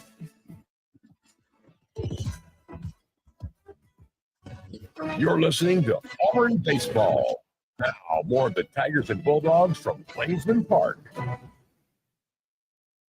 Fifth inning tonight presented by Wind Creek Casinos. Elevate your game plan to fabulous Play the hottest games, win fabulous rewards at Wind Creek Casinos and on the Casino Burst app. Auburn leads Samford 8-7. We move to the top of the fifth.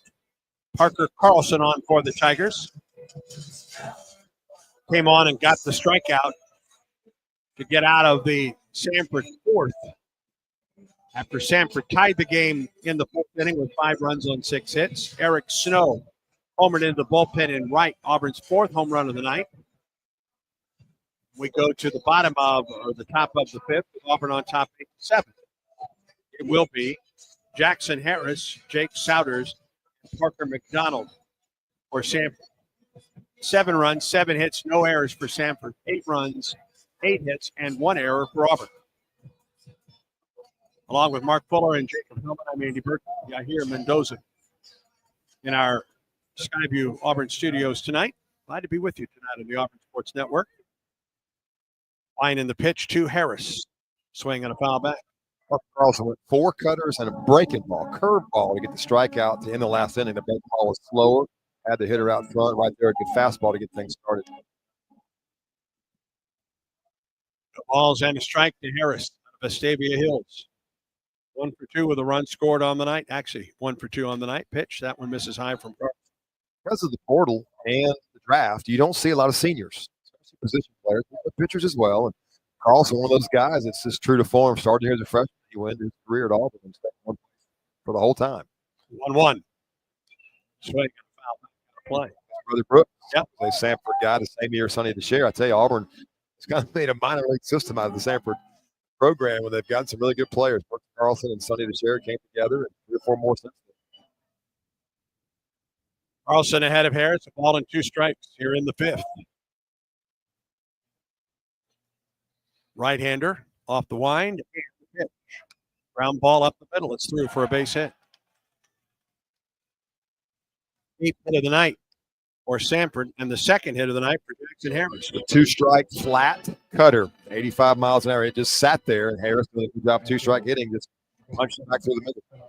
That'll bring Jake Souders to the plate. He's over 2 with a couple groundouts, to short and to third. Auburn will take another one of those right here.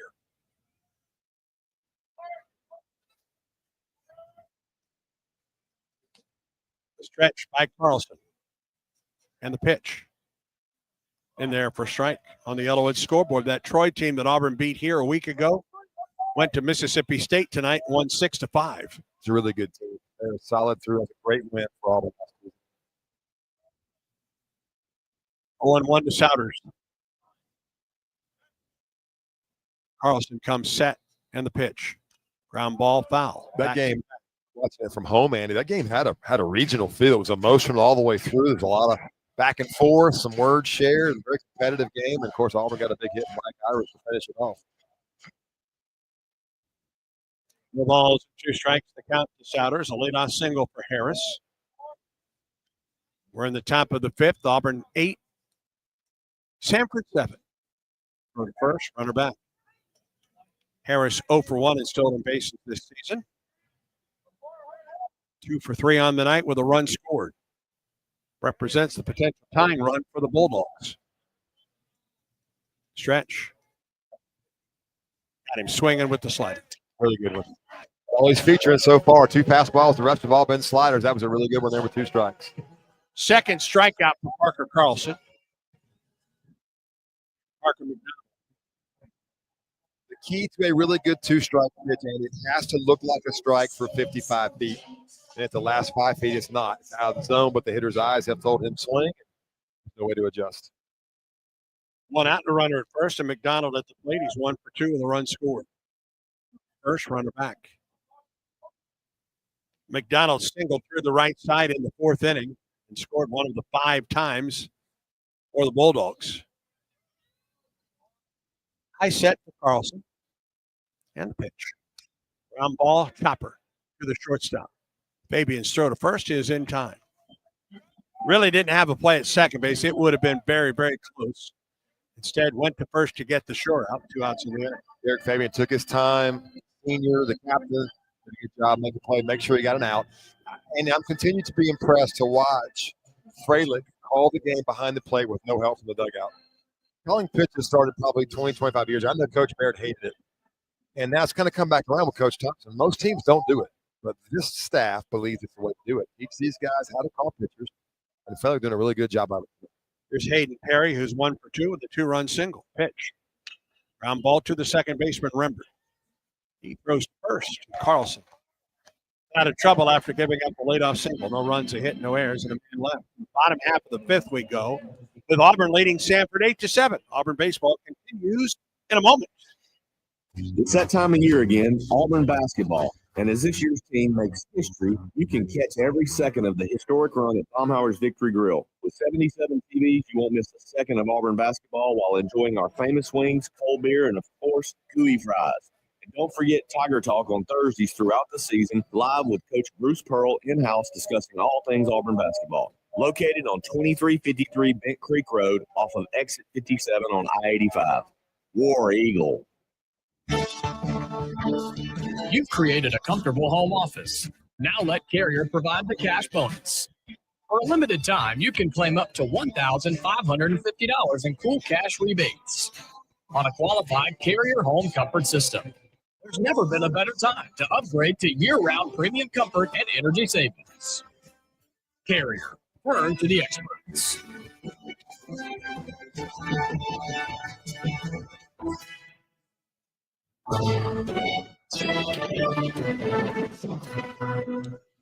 Bottom half of the fifth, Auburn 8, Samford 7. SeatGeek makes it easy to find tickets so you can be a part of all the celebrations this season. Whether you're buying or selling tickets, SeatGeek is the place to do it. SeatGeek, official ticketing partner of the Tigers. Expect the expected. SeatGeek.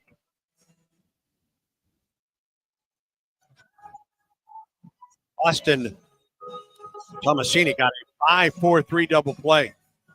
The only batter that he has faced, and he will get Bub Terrell, Chase Fralick, and Lucas Auburn in the fifth inning. 8-7, Tigers on top.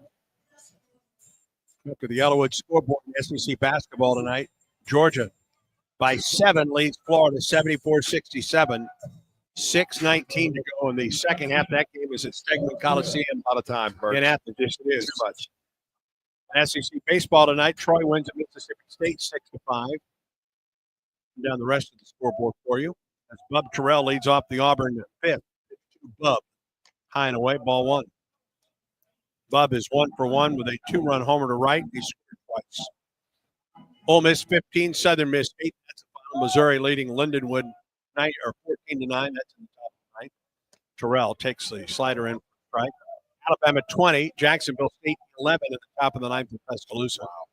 Oklahoma leads Texas Southern 15-4. Up, that's a final. Vanderbilt a final over Tennessee Tech 16-3. Now the 1-1. Terrell reaches down and slices it out of play. Top of the sixth, South Carolina over Gardner Webb 10-4. Bottom of the seventh, Stetson 2, Florida 2. That game is in Glen. Top of the fifth, Texas A&M trailing Texas State 7. Number 1 team in the country. That'll be on Sunday. 1-2. Swinging a line drive into left center field. Center or left fielder is on, and Higgins makes the catch. Every swing is good, Andy. Every out is hard. Terrell is really, really solid. He's got a great foundation. Doesn't get fooled. Fun to watch. Retired for the first time tonight on that liner to left. One more score for you. Texas 1, Incarnate Word nothing. 15th ranked Longhorns lead in the bottom half of the fourth. 8-7 here. We're in the bottom of the fifth, one out. Here's Chase Fralick. Doubled and scored in the second. Struck out swinging in the third. The pitch high and away, ball one. They've got a huge hole. Fralick hit a ball on Sunday. Fastball away, first pitch for a double down left field line. It's there for him if he can just stay late. 1-0. This ball a little bit high. 2 balls and no strikes to count to the Auburn catcher. Scored a run. He's thrown out a batter tonight. Thrown out a runner, I should say. Called a great game. He's just had a great ball so far tonight. Off to a great start in his career. 2-0 pitch. Drops in for a strike. 2 balls and a strike. 2-0 breaking ball. Good pitch. Every hitter in the country is going to freeze on that. Take it. 2 balls and a strike now to Fralick. Batting .423. Pitch on the way. High, ball 3 with the fastball. 3-1.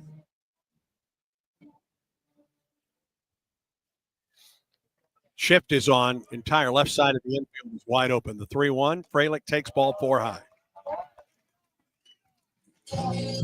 He's on base for the second time tonight. First walk surrendered by Tomasini. And here is Lucas Steele, Auburn DH. The only switch hitter, to my knowledge, in the Auburn team, but definitely in the lineup tonight, Lucas Steele. Batting left-handed against the right-handed Tomasini. RBI single he scored in the second, hit by a pitch in the third. Samford now has the third baseman kind of in no man's between short and third, maybe expecting a bunt. Not as shifted as they were. Steele takes the first pitch from Tomasini for strike 1. Runner at first for Auburn, 1 out. We're in the bottom of the 5th. Tigers lead it 8-7. Pitch on the way. Down and away. Down again, I should say. Scooped up by the catcher, Perry. Major League Baseball took the shift away last year. I wonder if college baseball, they usually follow. Haven't done it yet because right now there's 3 players on the right side of the infield for Samford. Putting the first baseman who's holding the runner on. 1-1. It's inside. 2-1. With that shift, Samford is trying to hit the inside corner against Steele. And lots of breaking balls as well, right there where you're talking about. I think in the big leagues, Andy, it was really just a matter of taking my money out of my pocket. I mean, really, it's not that way in college baseball, but 2-1. There's a strike, 2 balls and 2 strikes with the slider. That was a driving force for them was you shift and you steal what should be a base from me. Now you're hurting my paycheck. So they took it away, and the players union voted it in. Don't have that in college baseball, so they don't go away. 2 balls and 2 strikes to Lucas Steele. Pitch on the way. High and away with the fastball. Full count.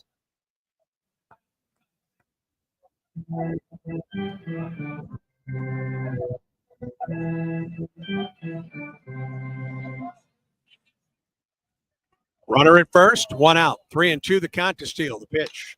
Swing on a fly ball into shallow left. Higgins is coming on. He's going to get, no, he doesn't. That ball fell in front of it. It's a bloop single to left. Kind of away from the shift and away from the outfield, and Higgins just didn't get to that one.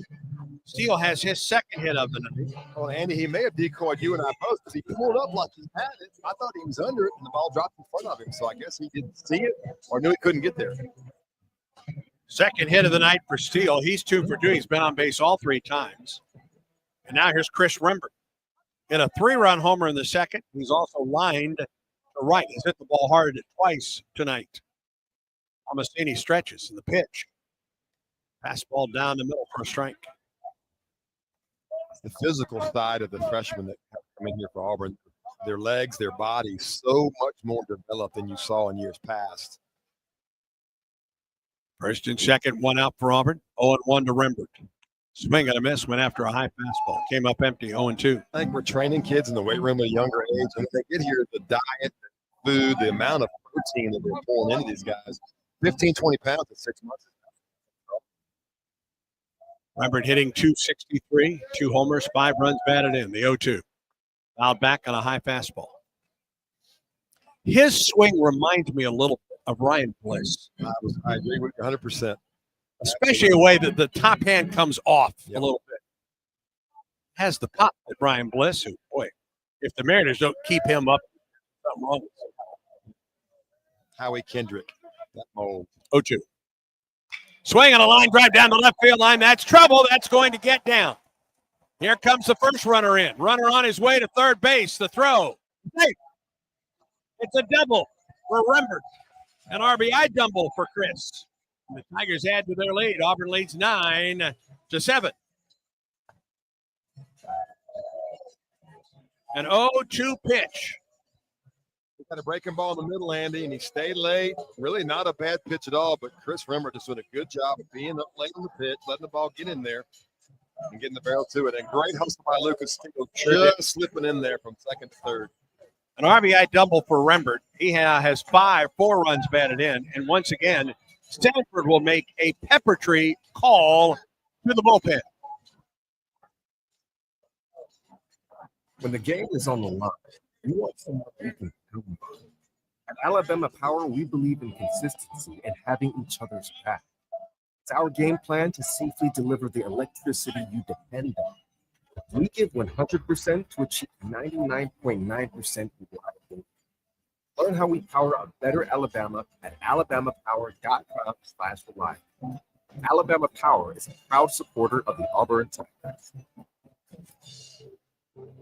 Samford brings in Joseph Lee in this pepper tree called the bullpen. Junior right-hander, 6'6", 200 pounds from San Jose, California. Ranger Community College. Lee 0-1 on the year, an earned run average of 12. This will be his third relief appearance. He has a save. Matter of fact, he has the only save for Samford. 3 innings, 5 runs, 4 earned, 2 base hits. Struck out 3, walked 3, has given up a homer. Opponent's hitting 167 against Joseph Lee. Partial line on Tomasini, an inning pitched, a run on 2 hits, a walk, no strikeouts. Faced 5 batters through 22 pitches, 12 4 strikes. He gives way to Lee with runners at second and third for Auburn and 1 out in the Auburn fifth, and runners at second and third for the Tigers.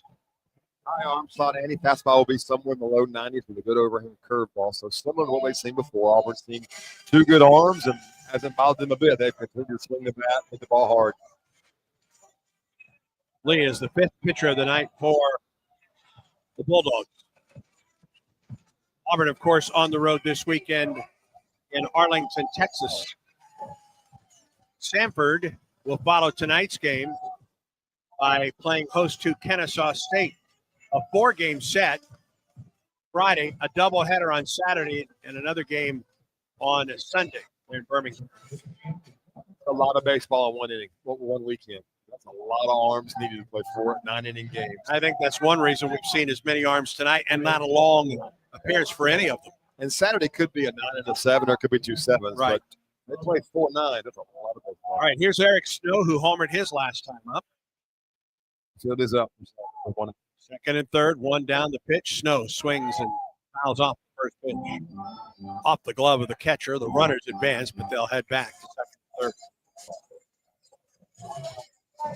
Snow may have chased one there. You got to break the ball up. You're right, Andy. A little bit high. But he loves to ambush. We've seen him do it 4 or 5 times the first couple of weeks. Coach Thompson's question: did that ball get fouled? He's going to ask for a review or not. Going to ask for a conversation. It was immediately called a foul ball by the home plate umpire. I don't know if that matters at all.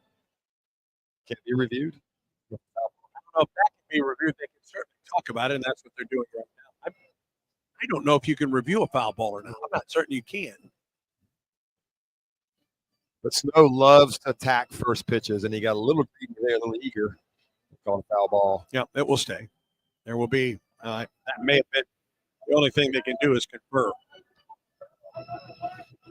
We get a review of it. Well, the catcher certainly reacted like that ball was clean going by him. That's for sure. 0-1 the pitch. Snow sends one into deep left field. Back at the scoreboard and gone.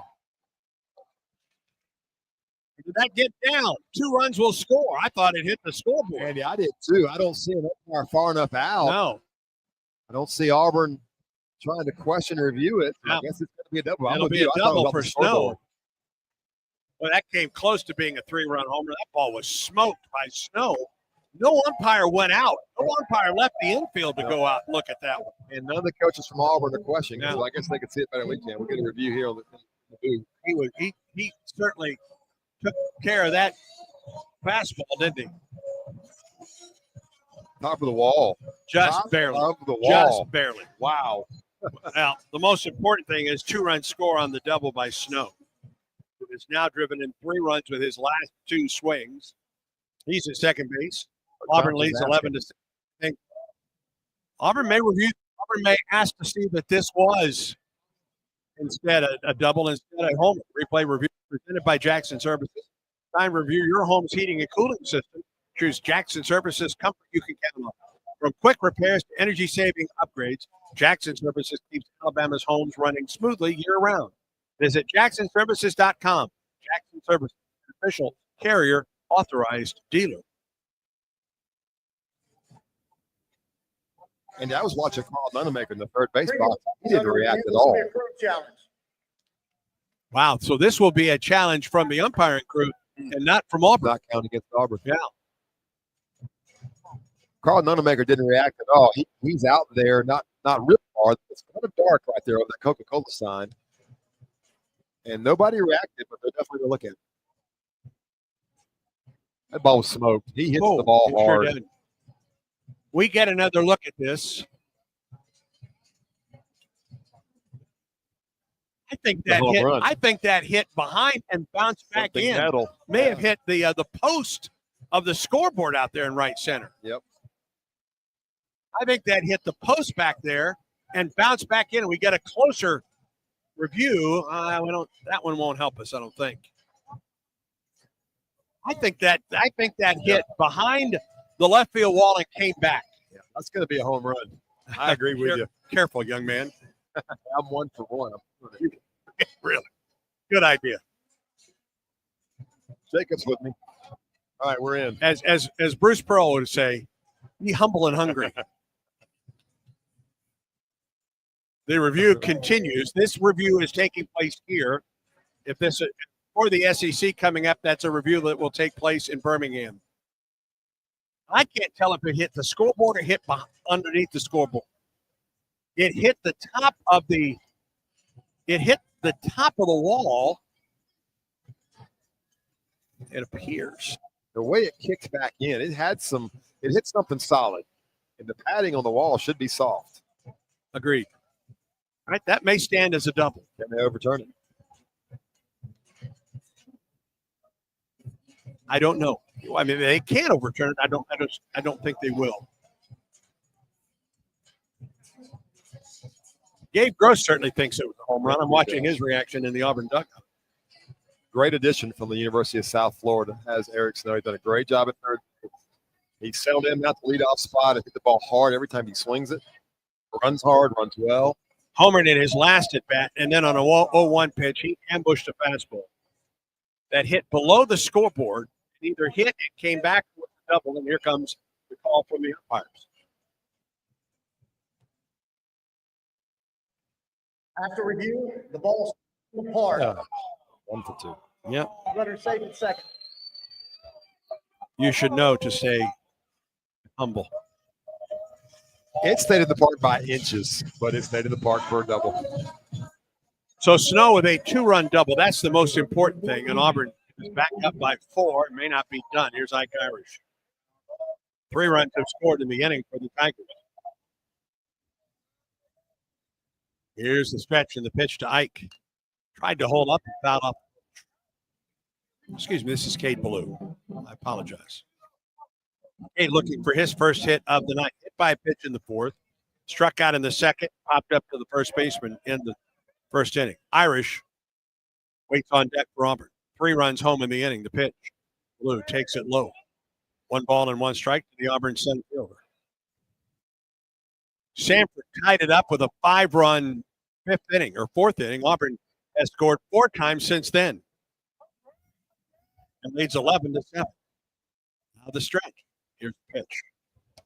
Ballou takes it low. Good eye. 2 balls and a strike. He's very good, is Cade Ballou, at strike zone discipline. I played with Frank Thomas years ago, and he didn't chase bad pitches. I wouldn't put Cade Ballou there yet. He's really good at not chasing pitches that are designed to get him a chase. 2 balls and a strike to count. Ballou takes a slider for a strike. Good slider. 2-1 count. You take break the ball and you throw it on the inside corner where Ballou's looking at the middle of the way. And really good pitch there by Lee. 2 balls and 2 strikes to Ballou. Stretch by Lee. And the pitch. Missed outside. 3 balls and 2 strikes. Great example there. A fastball just off the really well thrown ball by Joseph Lee, but Cade Ballou did not bite. Full count now. Snow gets his lead at 2nd. Breaking ball again. Pitch on the way. High, pop fly, shallow left. 3rd baseman McDonald is out. He's in some trouble, and that's going to fall for a base hit. And Snow goes to 3rd base, and it's a double for Ballou, who never stopped running. The shift hurt Samford. Absolutely. Nobody could get there. It was third baseman, left field. Left field shifted over, so really the third baseman was hung out all by himself. And that was a towering fly ball. He's backpedaling. No chance to make a play. He never stopped running. A hustle double for Ballou. Snow to thirds, second and third with one out. And here is Ike Irish. An opportunity to make this a really big inning for Auburn. And the infield about halfway in. Pitch.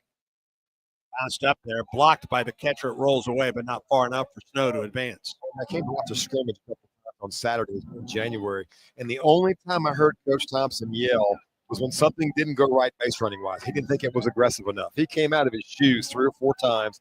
Cade Ballou, you see how that ball just nobody there to catch it. He never stopped running. 1 ball and no strikes to Irish. Pitch. A little bit high to Ike. 2 balls and no strikes. Irish 0 for 3 on the night. He's driven home 6 runs this season. Has a homer. Now the 2-0 pitch. Here it is. Ike chops it to the first baseman. Steps on the bag. Throws home. Runner is safe. Good throw home. Nice swipe tag by Perry. But getting the sliding Snow coming by. And Eric scores on the play. An RBI for Irish. Are they going to say that he was safe? He hasn't moved. I thought he was called out at first base. Yeah, he is out. Ike's always got a question. He would like a review of that play. He's safe every time. Yeah. It's an RBI for Irish. Snow scores on the play. He thinks he was safe. I think the Auburn coaches are going to stay with it. It was a good play by Higgins. He did all he could. Snow just too fast. Out here. Here's McMurray. Runner at third, 2 down. The stretch and the pitch. Down and in with the off-speed delivery, 1-0. McMurray makes me nervous. He does? From here. Really? Right-handed pitcher versus this guy? Absolutely. Sorry, I cut you off there, but I just had to say that. All right. Making me nervous. Get out of this pitching mentality.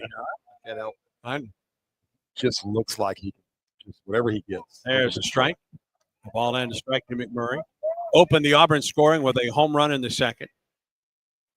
Tried to bunt his way on, was thrown out by the catcher in the third, and walked in the fourth. He bats in the fifth. Auburn has scored 4 times in the inning. Pitch. Murray lifts it up the left side. That'll get out of play. Counts a ball and 2 strikes. It was refreshing sitting next to his parents in a restaurant a few weeks ago, talking about how much he loves Auburn, how he loves Kansas, and he just can't. Coach Donamaker had a Zoom call with him and talked him into coming, and he felt like these are the kind of men he wanted to be around. It's stood true, and he has loved being here for his 3 years.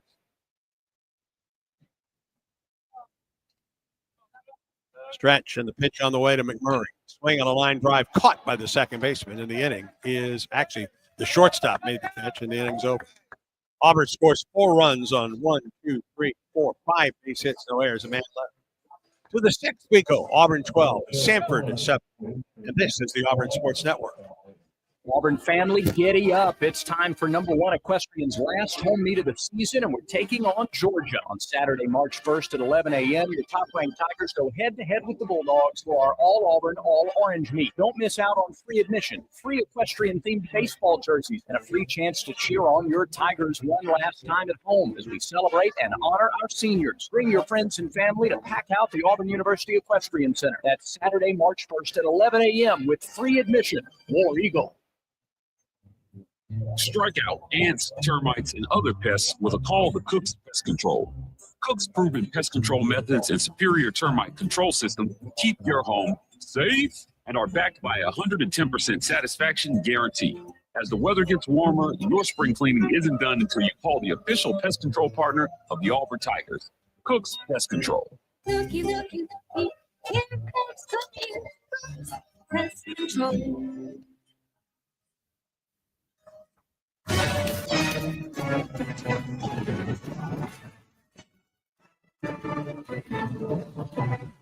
Nine 1 and 2 hitters for Samford in the 6th. Auburn at 12, Samford at 7. Parker Carlson. The Tigers will face Gupton, Ince, and Gandy in the Samford 6th inning. Samford with 2 in the first, and 5 more in the fourth. They batted around. Auburn scored 5 runs in the second, 2 in the third, a run in the fourth to regain the lead, and added 4 more runs in the fifth. We're in the sixth. Carlson, the third pitcher of the night for Auburn, following John Armstrong and Andres Alvarez out there. Upton, Ince, and Gandy for Samford in the sixth inning. 12 runs, 12 hits, and error for Auburn. 7 runs, 8 hits, no errors on the night for Samford. Both teams have stranded 4 on the night. First pitch to Upton for Gupton is a swing at the cutter and a strike. A good one. He's pretty much, Parker Carlson, pretty much gone exclusively to that late fastball. Saw a couple of curveballs. Fastball around 91, cutter around 87. 0-1. Swinging a line drive, a looper to the shortstop. Nicely played by Fabian. Just stayed with it, moved back, and made the catch just on the edge of the outfield range. Well, the benefit of being 6'3", he used every bit of it to go catch that, turn like a wide receiver, dropped his hip, turned to his left, and ran it down. That's the key, is the ball came off the bat, and he just went back. He didn't jump at the wrong time. And so many times you see someone jump too early, not that time. And the head coach really just loves the way that Fabian plays. First pitch to Ince, line drive up the first baseline foul.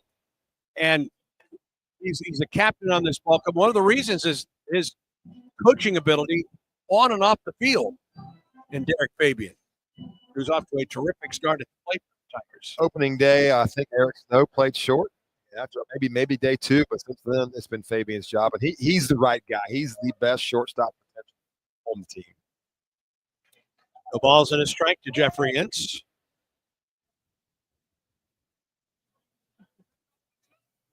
Carlson. It's the south. Winds and fires. Ince fouled it off. I think that got the shoe of the home plate umpire, Chandler Durham. There's a reason you wear steel-toed shoes if you're a home plate umpire. 0-2. 12-7, Auburn leads it. Stretch and delivery. Swing and a tapper foul, and that got the home plate, or the batter.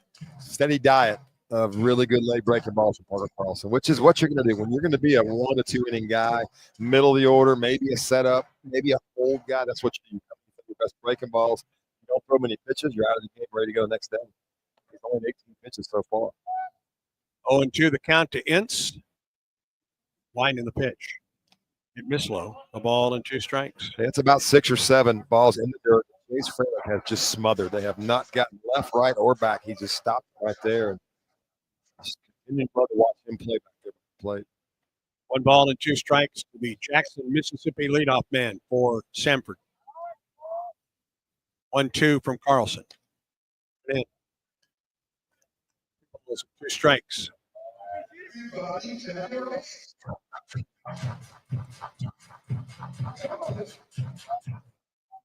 Outfield play straight away with Ince at the plate.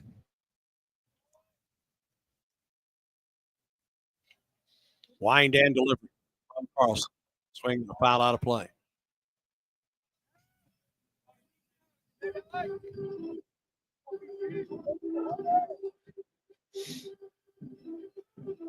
And now Auburn will send or move to the shift. With 2 strikes, you're not worried about the bunt. So now everybody can shift over. They were protecting the bunt less than 2 strikes, especially with late off. Everybody shifts. Remember, it's 25 feet in the outfield grass now. Here's the 2-2 to Ince. Swing a foul tip into the glove of the catcher. It's a strikeout for Carlson. It's the 3rd tonight for Parker. K-Counter presented by Key of Auburn, where you're always number 1. And Andy, it tells you how good the breaking ball is. You know Samford has a scouting report, and what they've seen tonight, you're going to get late breaking curveballs, and they continue to swing and miss, not hit them well. He continues to throw them. It tells you how good the 2 breaking balls he's throwing. That was the curveball there. It tells you they're both pretty good. 2 down, nobody on for Gus Gandy. Reached on an error, scored in the first. Back to the pitcher. Hit by a pitch. Pitch on the way to him. Off the end of the bat to Rembert at second. Fields and throws. 1-2-3 inning for Carlson. Through 5.5 at Plainsman Park. Auburn leads at Samford 12-7. And Auburn baseball continues in a moment. Welcome back to the Ford F-Series Highlight Show. I've seen a lot of basketball, and I can tell you that to stay on top, you got to adapt, stay focused, and innovate. That's what wins championships. That's how Ford F-150 and the Ford Super Duty stay at the top of the truck game. For 47 consecutive years, Ford F-Series has been America's #1 selling truck because they deliver what you need to win the day. For the latest offers, go to buyfordnow.com or see your local Ford dealer today. Tell them Coach Pearl sent you. Based on 1977 to 2023 CY industry reported total sales. It's that time of year again, Auburn basketball. And as this year's team makes history, you can catch every second of the historic run at Baumhauer's Victory Grill. With 77 TVs, you won't miss a second of Auburn basketball while enjoying our famous wings, cold beer, and of course, gooey fries. And don't forget Tiger Talk on Thursdays throughout the season, live with Coach Bruce Pearl in-house discussing all things Auburn basketball. Located on 2353 Bent Creek Road off of exit 57 on I-85. War Eagle. As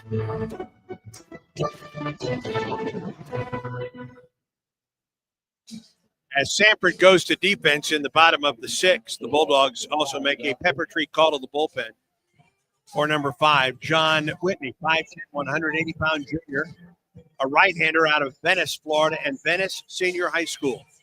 Whitney is making his second appearance on the season, no record, an ERA of 27, 2/3 of an inning, 4 runs, 2 earned on 2 hits, 2 walks, 2 strikeouts. He is the 6th pitcher of the night, and he is a left-hander. He is not a right-hander. Also listed as an outfielder for Samford. He takes over for Joseph Lee. On the night, Lee went 2/3 of an inning, gave up a run on 2 hits with no strikeouts and no walks.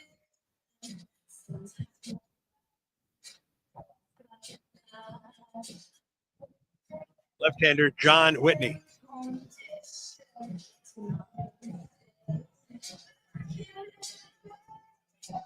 He will get Fabian, Terrell, and Freilich for Auburn in the 6th.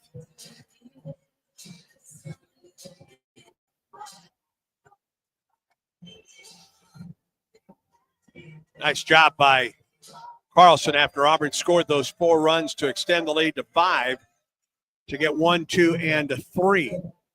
Go 1, 2, and 3 in the top half of this inning. And it will be Fabian to lead it off for the Tigers. I came through it on any, but the Stetson Florida game was under protest. Florida won. Stetson is protesting. I don't have the details yet, but more to follow. There's Derek Fabian, first pitch to Derek. It's in there for a strike. In 91, I mean, here we are watching a mid-major team, and they've run 95 and 91. Oh. 0-1 to Fabian. Chopper foul off speed into the Auburn dugout. I hope everybody's all right. They were scrambling down there. Everyone seems to be fine.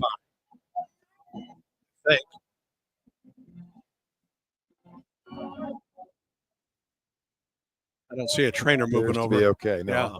Nobody's laying down. 0-2. Just off the outside corner. 1 ball and 2 strikes. Really good 2-seam fastball. Lower slot here from Whitney. Arms got a little sink to it. Run into his arm side.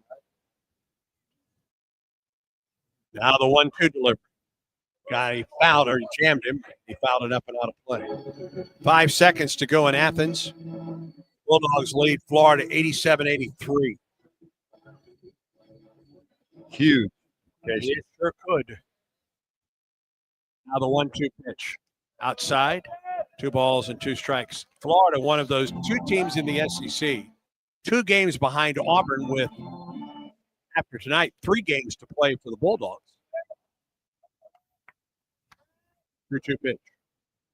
Fabian held up and appealed to first. He did not go. The guys calling the Auburn Georgia game, Andy, for the net with TV network on Saturday, felt like Georgia had to win 1 of 2. It didn't beat Auburn to be a team that could qualify for the big dance. Well, here they are, seconds away. Maybe this would be a big step for the Georgia Bulldogs. Give you that final when it goes final. 3-2 pitch to Fabian. Lost it. Missed up and out, and Fabian's aboard. Leadoff walk for Derek. And here's Bubba Terrell. Walked and scored in the second, hit a 2-run homer to right in the third, and hit a laser beam right at the left fielder in the 5th. If he's hit the ball tonight, he's hit it hard. It's a good test for him because he's going to see above average left-handed pitching in the SEC, and it's a good test. It's a good arm. Left on left can be a little more challenging for left-handed hitters. See how he does here. Pitching on the way. Fastball in there for a strike. Really good quick arm. Not a big frame from Whitney, but a good quick arm. His arm slot's going to come from behind Bub Terrell, which makes it difficult for those lefties to see it. 0-1. That got him up and in. Oh, boy. Not sure exactly where it hit him.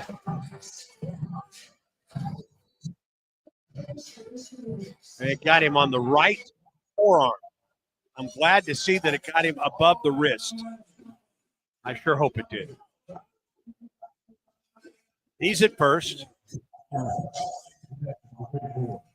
And Fabian at second. Nobody out for Auburn here in the sixth. Here's Chase Fralick.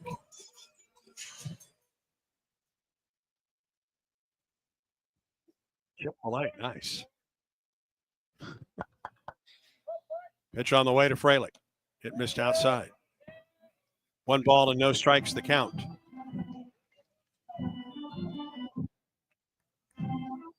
Leadoff walk to Fabian.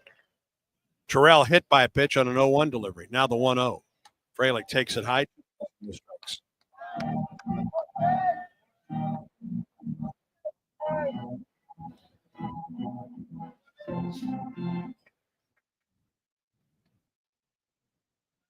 The stretch by Whitney.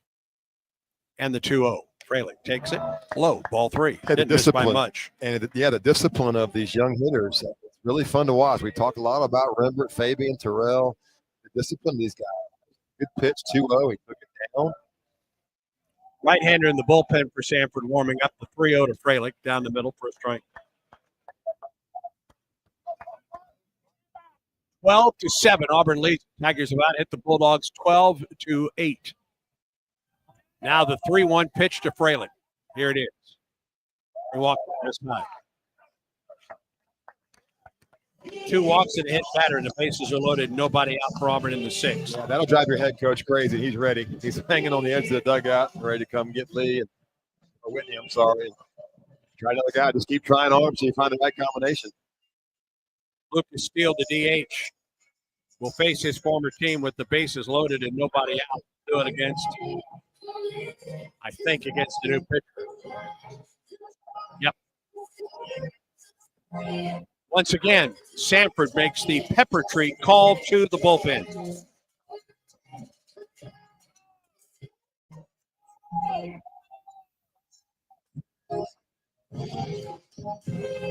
With the bases loaded, back to the bullpen. Samford.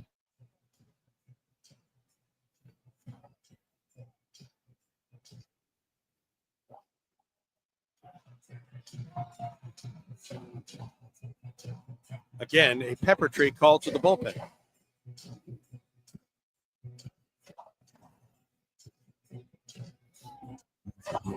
Strikeout, ants, termites, and other pests with a call to Cook's Pest Control.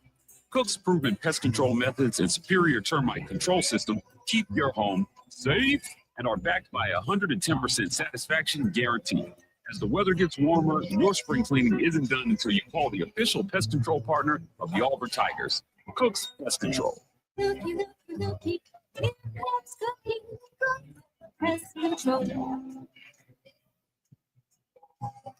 Pepper tree call to the bullpen for Samford to number 11, Mason Blash. Listed as a right-handed pitcher and an infielder. 6'2", 195 pounds. He's a freshman out of Hoover. And I believe he's about to make his pitching debut on the college level. Yeah, Andy, one of the more prominent guys in the state last year, had a great career at Hoover High School. That got them to the final, I think, 4 or 2 in the state playoffs. And a really good get for Samford right there in Birmingham. Class 7A first-team All-Stater as a senior. Hit .398 with 5 homers. Struck out nearly a batter an inning. Went 5-2 with a 2.43 ERA and added 2 saves. He spells his last name Blasche. And you can bet that his heart is pumping right now. First time out in the Auburn University Stadium. Fastball stood around the high 80s, 88 to 90. I saw him quite a bit in high school. Great career, a great program. He comes on to face Lucas Steele with the bases loaded and no one out. Great two-way player at Hooper High School. He comes on as a pitcher. This is his first college appearance in any manner.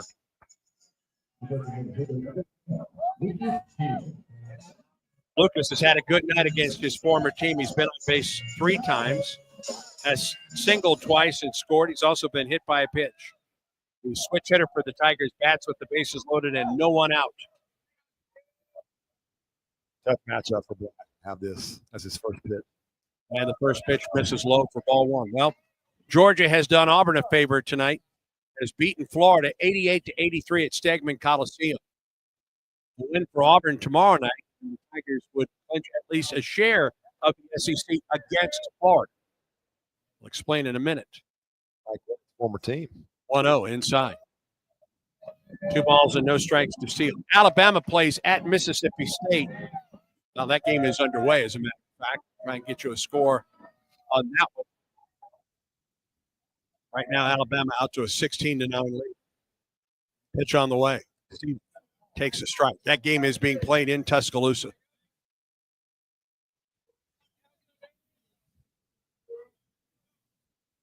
Two balls and a strike to Steele. Bases loaded. Nobody out for Auburn in the 6th. Here's the stretch and the pitch. Steele to the third base, right on the bag. He steps on the bag. The only play he has is get the force out there. Fabian scores on the play. And the Tigers go up 13-7. That was a cue shot. That was a fastball off the knuckles. That ball had funky spin and really no play at all except to step on the bag right there by the third baseman, and Auburn gets the run home. Second RBI of the night for Steele. That gets him 5 on the season. That little game you played at the beach when you were a kid with Velcro bat. He just stuck to his bat. Runners at first and second, 1 out. Here's Chris Rembert. A 3-run homer in the second. Came within an eyelash of another home run in the 5th. Turned out to be a double. He scored anyway. The pitch. Outside, ball 1. And these freshmen are basically telling Coach Thompson and Coach Gross they're not coming out of the lineup. And they've done nothing except excel, and they will stay in the lineup as long as they can. Oh, the count to Rembert. Stretch by Blash in the pitch. Rembert swings and lashes it out of play off the right side.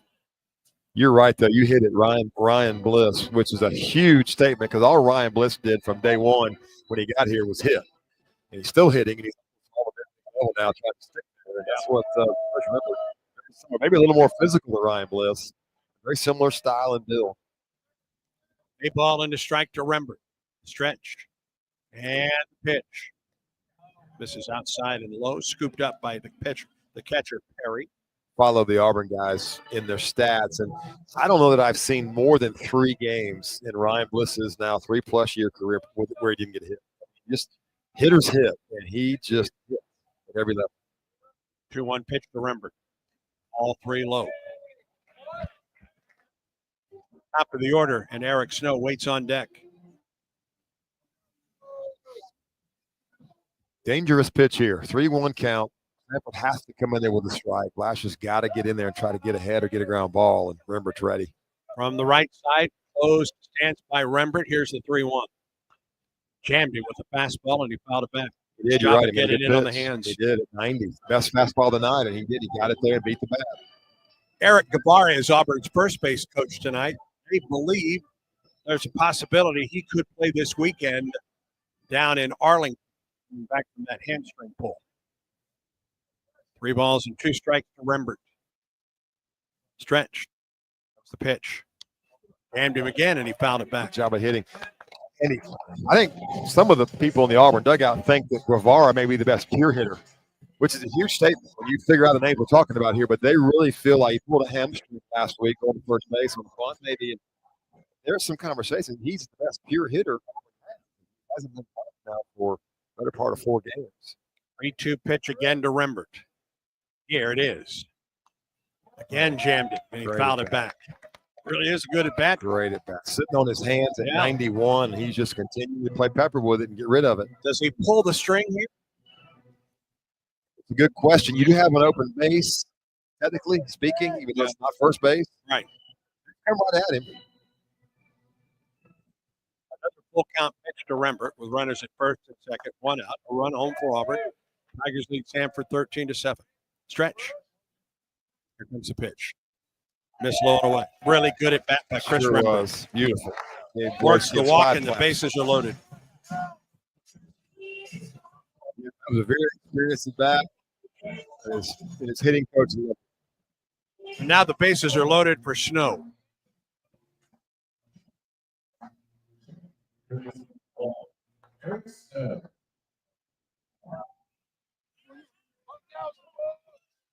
Snow's had a big night. He bats with the bases loaded and one down here. Stretch and the pitch. Just missed the outside corner, 1-0. Home run in the fourth to the opposite field, a two-run double in the fifth. He scored a couple runs on the night. What do you do here? I mean, what pitch do you throw? Yeah. Bases are loaded. You can't pitch around him. 1-0. Right down the middle for a strike, 1-1. Rembert, or rather Snow, has raised his average to 433. His first Auburn home run came in the fourth. He's driven home 3 tonight. That gave him 7 on the season. Now 1-1 to count with the bases loaded. Pitch on the way. Chopper to the shortstop, could be 2. Flips to second for 1. 2 first. Double play. And the inning comes to a close. Nice job of pitching by Blash to work out of a potential major jam. Auburn gets a run in the inning on one base hit. No errors. Auburn leaves 2 men on. We go to the 7th. The Tigers lead the Bulldogs 13-7. And this is the Auburn Sports Network. Here's a clip from a recent Talking Tigers podcast with Ed Burcham. Men's basketball assistant Ira Bowman. I play for Fran Dunphy, one of the most legendary college coaches. I mean, I shouldn't even say coaches, people in college basketball. One of the most legendary people in college basketball. He is a true gentleman. He is what college athletics should be all about. He was one of the first guys to call me when the induction happened. It was fitting because he is now the head coach at LaSalle, and LaSalle was playing St. Joe's when they had the inductees come out on half court. So we walked out at the Wells Fargo Center, and Coach Dunphy's team is competing there. So it was a full circle moment for me. A new episode of the Talking Tigers podcast released every Monday, wherever you listen to podcasts. Like and subscribe to the Talking Tigers podcast, only from the Auburn Sports Network.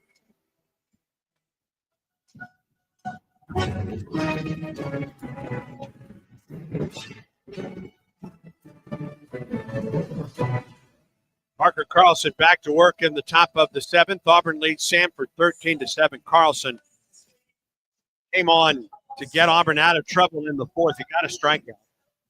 Gone 2 1/3 inning. No runs on a hit with 3 strikeouts, no walks.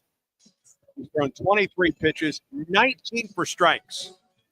And he will get the 3, 4, and 5 hitters for Samford here in the 7th. Carr, Higgins, and Harris. Auburn leads the Bulldogs 13-7.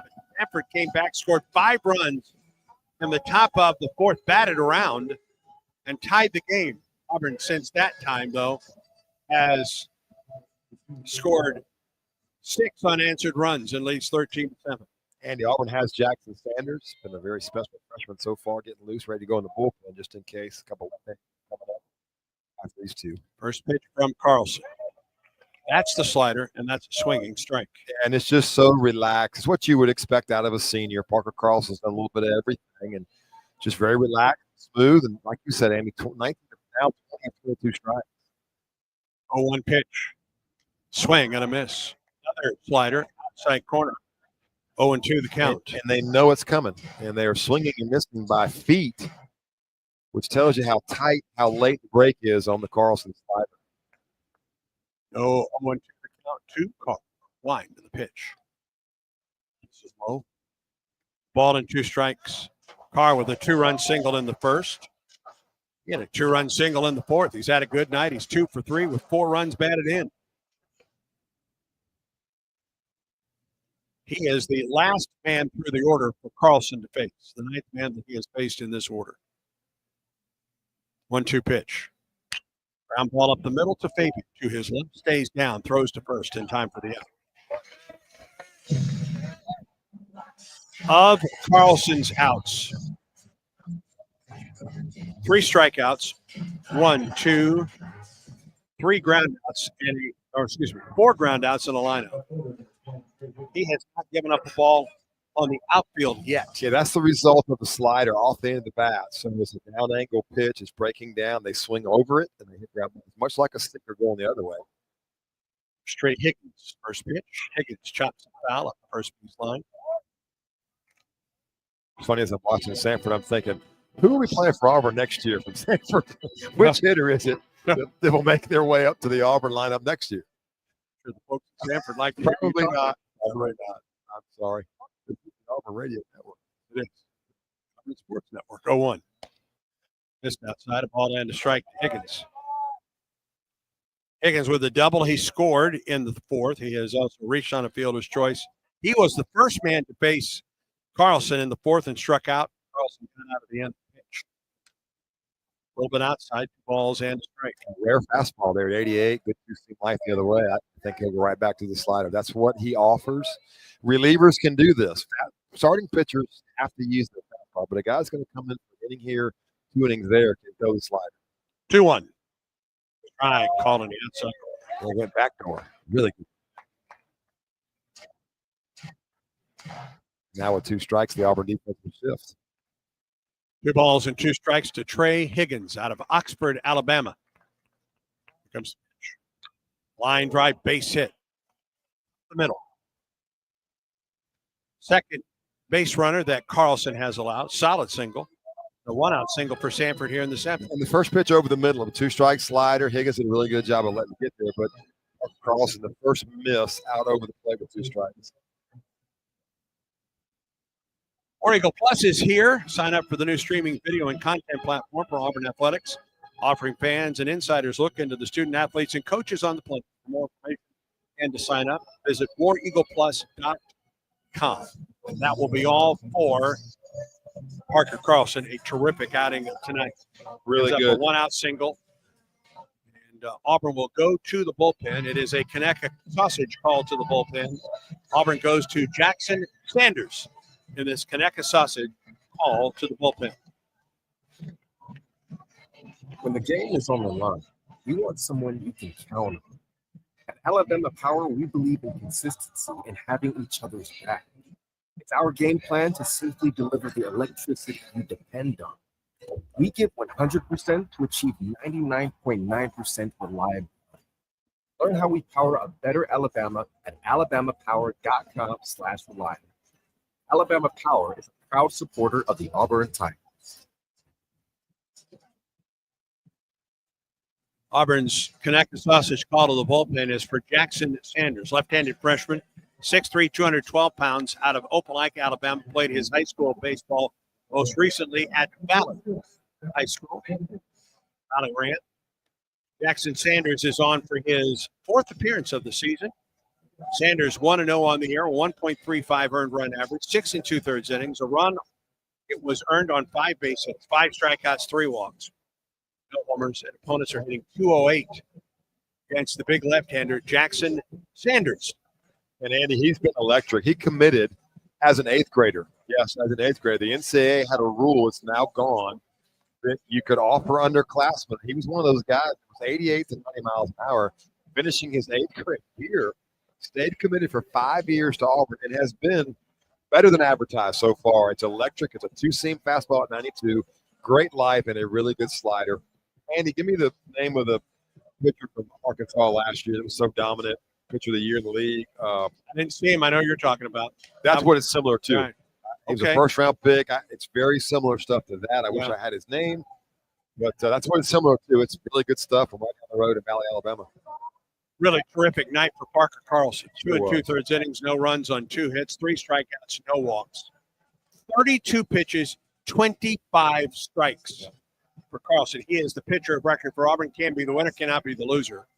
And with 1 out and a runner at first, Sanders is on here in the 7th. trying to keep it a 6-run Auburn lead. He will get Jackson Harris to face Jackson Sanders with one out and a runner at first. Lefty on lefty. Sanders comes set.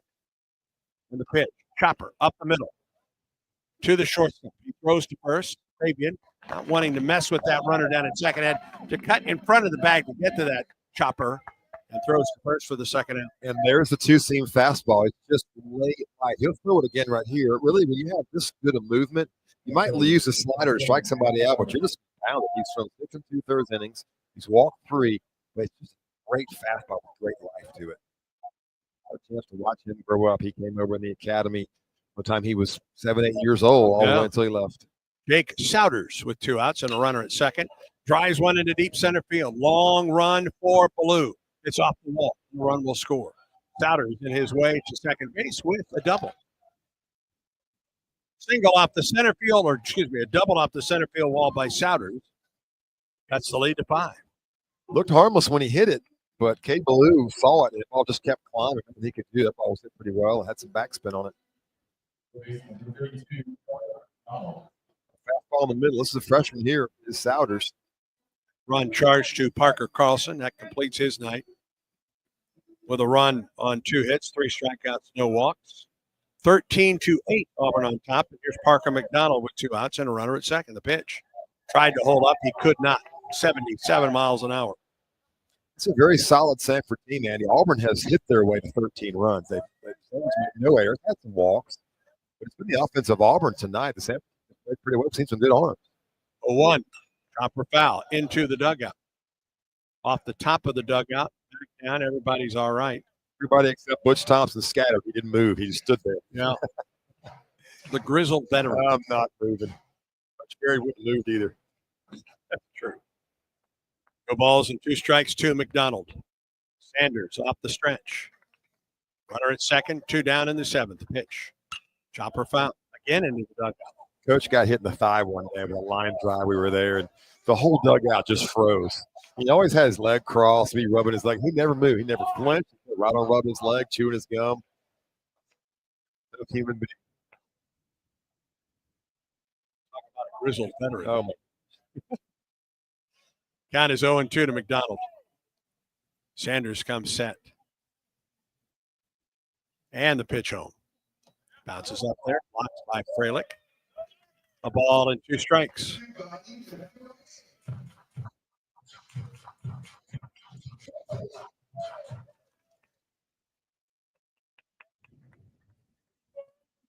Souders gets his lead at second base. He's there with 2 down.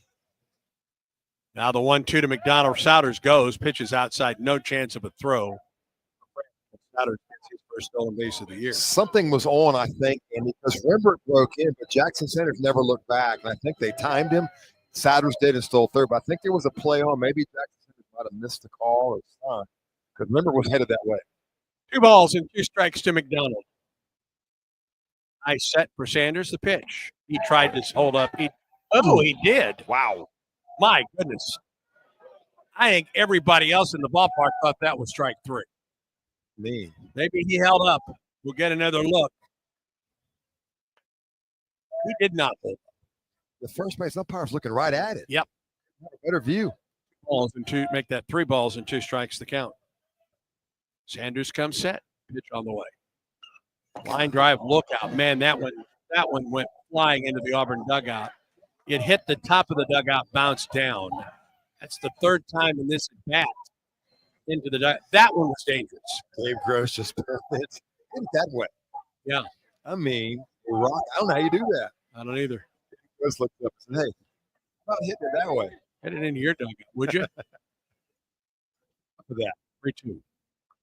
Foul back. Ready to bat. Yes, it is. McDonald's facing really good stuff, and he's just poking it, getting rid of it. The thing you notice about baseball players is they're not very smart because nobody's moved. You see 3 balls over there, and they think it's funny. It takes us a while to learn. Another 3-2 pitch to McDonald on the way. Line drive down the left field line, curving foul. And off the screen. 13-8. Tigers. Auburn has out hit Samford tonight, 12-10. Auburn with the lone error of the night. That came back in the first. 8 pitches at bat. 9th pitch coming up. Stretch. 3-2 pitch. Chopper right back to the pitcher. Twirls and throws to first, and the inning is over. Hot cheer going up from the Auburn dugout. Very tired to see McDonald play. A run, 2 hits, no errors, a man left. 7th inning stretch time at Plainsman Park with Auburn leading Samford 13-8. And Auburn baseball continues in a moment. Let's huddle up and make things happen with the only cards for the Plains. The Auburn University Regions Visa Debit Card and Prepaid Regions Now Card. They're a win for your wallet and a big war eagle, whether you're purchasing stuff for game day or every day. Want to go all in on confidently showing your Tiger pride? Order your card now at regions.com/go Tigers. Regions, official bank of the SEC. Member FDIC. Terms, conditions, and fees apply. When the game is on the line, you want someone you can count on. At Alabama Power, we believe in consistency and having each other's back. It's our game plan to safely deliver the electricity you depend on. We give 100% to achieve 99.9% reliability. Learn how we power a better Alabama at alabamapower.com/reliable. Alabama Power is a proud supporter of the Auburn Tigers. This game recap is presented by Regions Bank. Regions is a proud partner of Auburn University and the official bank of the SEC. 2 unearned runs for Samford in the first. Auburn came back, scored 5 in the second, 2 more in the third, a single run in the fourth, 4 in the fifth, and another run in the sixth. Samford came back, got a 5 spot, and then another run, and it's a 13-8 Auburn lead. And we have the 9th pitcher for Samford, right-hander Trey Sanders, number 12, 1 inning so far with 1 strikeout. About time you did a pitching change. Go ahead. Finish it out. Well, he came in from right field from the bullpen. What else you need me to see? He's got a fastball in the low 90s. Good breaking ball from Columbus, Georgia, a junior college transfer is Trey Sanders. Thank you. 1 inning on the season for Sanders. Has 1 strikeout, not giving up a run or a hit or a walk.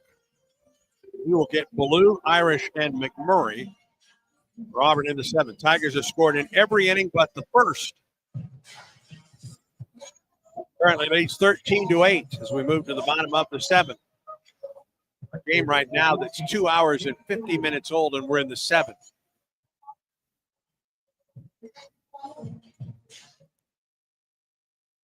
Ballou with a bloop double in the 5th has popped up, struck out, and grounded out. First pitch to him misses low. Sanders has been there all 3 years, and he had an injury as a freshman, an injury as a redshirt sophomore, pitched last year, 21 appearances for Samford. So a true homegrown guy from Brookstone High School. 1-0 from Trey Sanders, misses inside and low to Cade Ballou.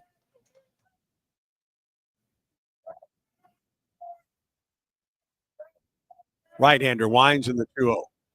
Ballou takes ball 3 outside.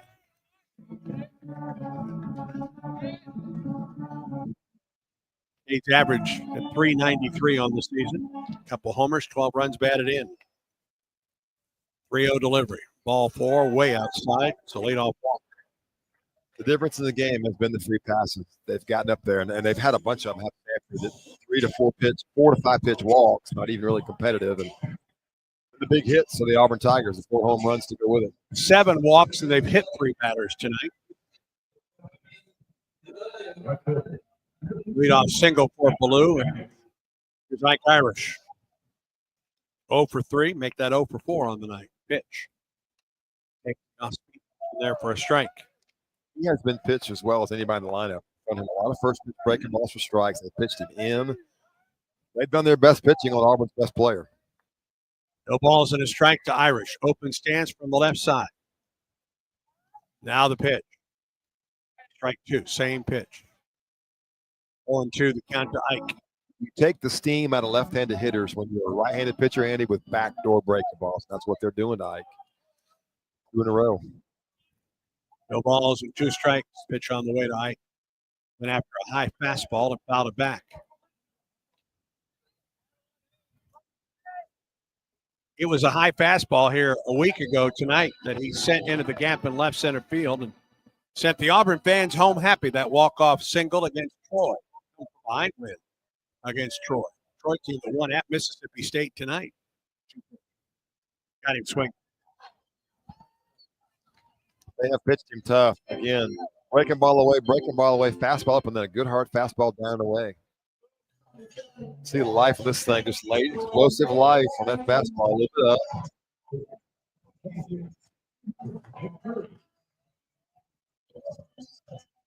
Here's Cooper McMurray. Almost looked like he was looking off speed there. Sure did. The swing was late. Pitch on the way to Cooper. Drops in for a strike.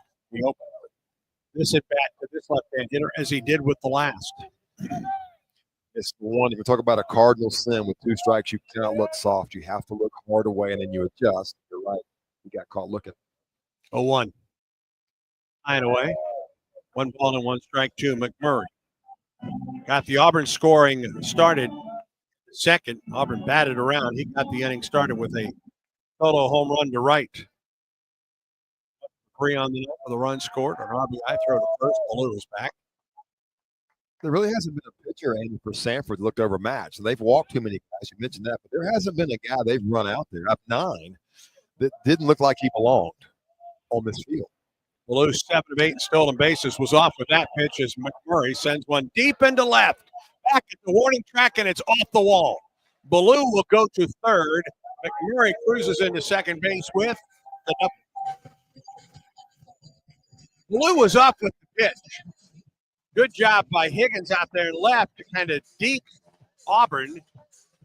And Blue had to make sure the ball wasn't caught. It glanced off the monster and left. And Blue proceeded to third, and Murray into second base with the double. His team leading 5th of the season. And that ball hit the base of the wall. Higgins gave up too quickly. I think he was trying to play it off the wall, but that ball hit. Looks like it hit the warning track. He thought it was going to be higher than that. Maybe he could have made the play, but he played back. He chose wrong. Here's Derek Fabian, infield at medium depth. First pitch, a swing and a miss.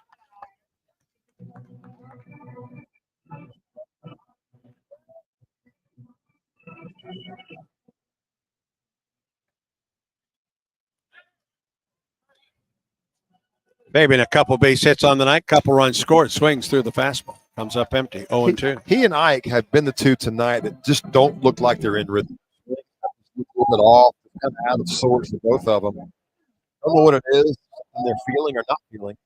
Maybe it is 2 for 4 on the night.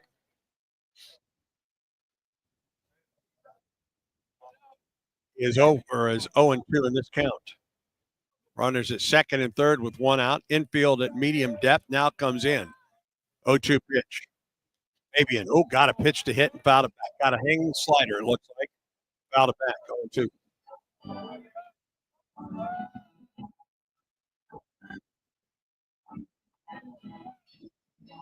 Blue at third and McMurray at second. 13-8, Auburn on top. We're in the bottom of the 7th pitch. Inside, gets away from the catcher. Blue's going to try to score, and he will. And McMurray goes to third. That may be a pass ball. He's got his glove on. It did. He got a piece of the glove up and in. He was set up away, so he had to come a long way back to try to catch it. Could not get there. Hey, Perry. Up and in on Fabian. That's got to be a wild pitch. I think you're right. I think that is going to be a wild pitch. He set up away, and it was nowhere close. 14-8, Auburn on top. Pitch on the way to Fabian. Popped it up right side. First baseman gives chase. Harris. That one comes back. Just can't pull it in. I think he got his glove on that one, but it glanced away. Fabian has life.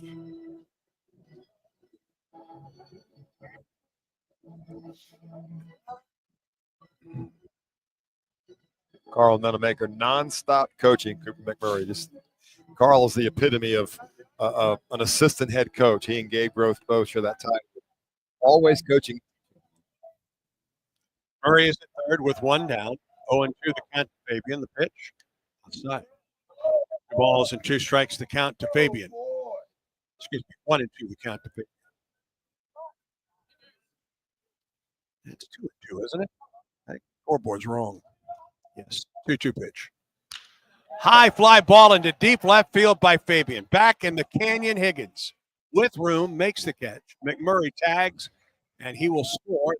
Lead 16-8. I take back what I said about his swing not looking in rhythm. That's pretty good at bat, pretty good rhythm there. 2 for 4 night with RBI. McMurray scores for the second time tonight.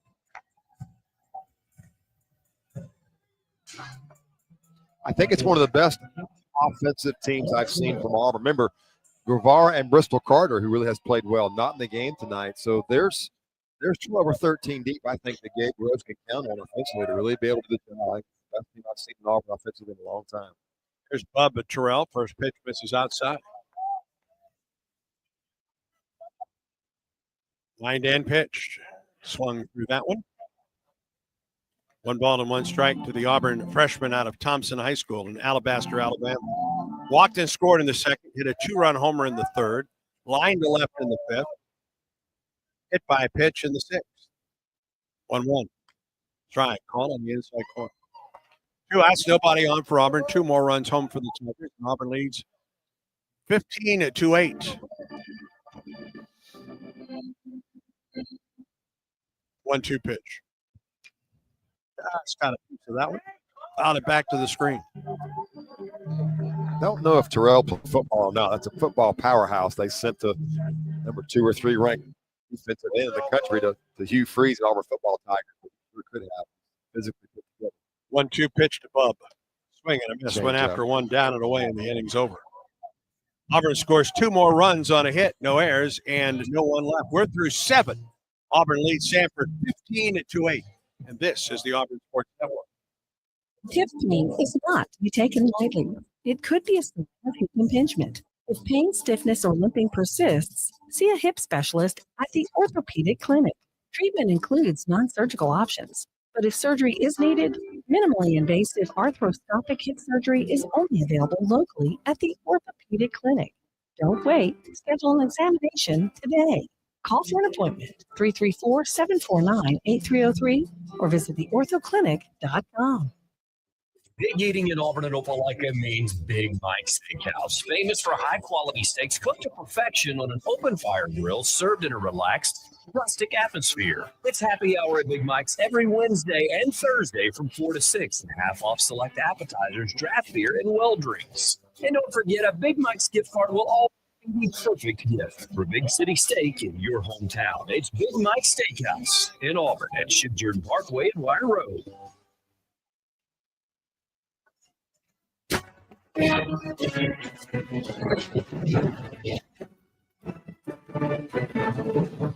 Welcome back to Plainsman Park. We go to the 8th. Auburn leads Samford 15-8. Tigers make a forward call to the bullpen.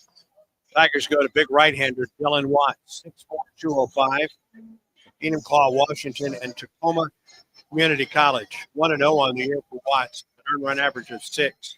2 appearances, 3 innings, 2 runs on a hit, 4 strikeouts, 3 walks. He's yet to give up a homer, and opponents are hitting .091 against right-hander Dylan Watts. Jacob Sanders came on, worked 2/3 of an inning, gave up no runs on a hit.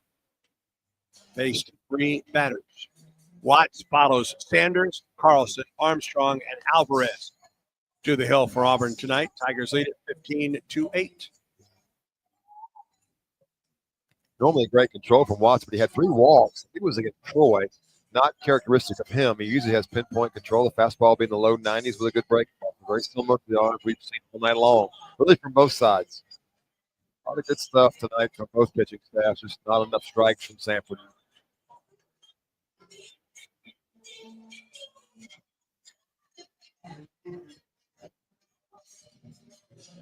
Watts will face the 8, 9, and 1 hitters for Samford in the 8th. Hayden Perry, Michael Gupton, and Jeffrey Ince.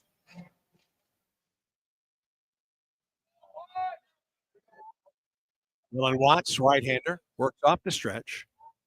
And the first pitch, swing and a miss. 96. I insulted him and said 92. 96 from Watts with great life.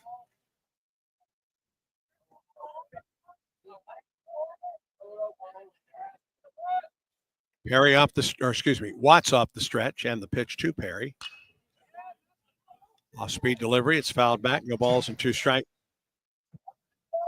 Hey, if you're a hitter in college baseball these days, you better be ready because the days of when I pitched the 87s to 90s, those are long gone. It's 90 up with everybody that comes out of it. No balls and 2 strikes to count. Watts off the stretch and the pitch.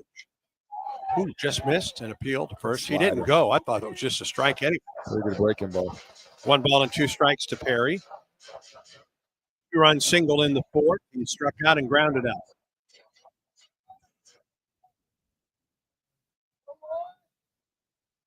Stretch by Dillon. 1-2 pitch. Got him swinging, just blew a fastball by him at 96. Yeah, that was just high cheese with 2 strikes. He elevated above the hands, and with the ball's above the hands at that kind of velocity, you try to go get it, the barrel's going to drop, and nothing you can do about it. Right down the middle with some cheese. We saw Hayden Murphy come in on Sunday. You were calling that game on the radio network. 98. Yeah. And then we see 96 here. It's elite stuff. Here's Michael Gupton, 1 for 3 on the night. 1 out. We're in the top of the 8th. Nobody on for Samford. Tigers lead at 13-8. Pitch, swing and a miss. 95. I can remember working the radar gun my freshman year at LSU came down. And Ben McDonald threw 99 off the old 15-pound radar gun back then. And that was like just unheard of. Well, now that's in the realm of everybody having one of those on their staff. 0-1. Fouled back. Let's pause 10 seconds for station identification. Sports.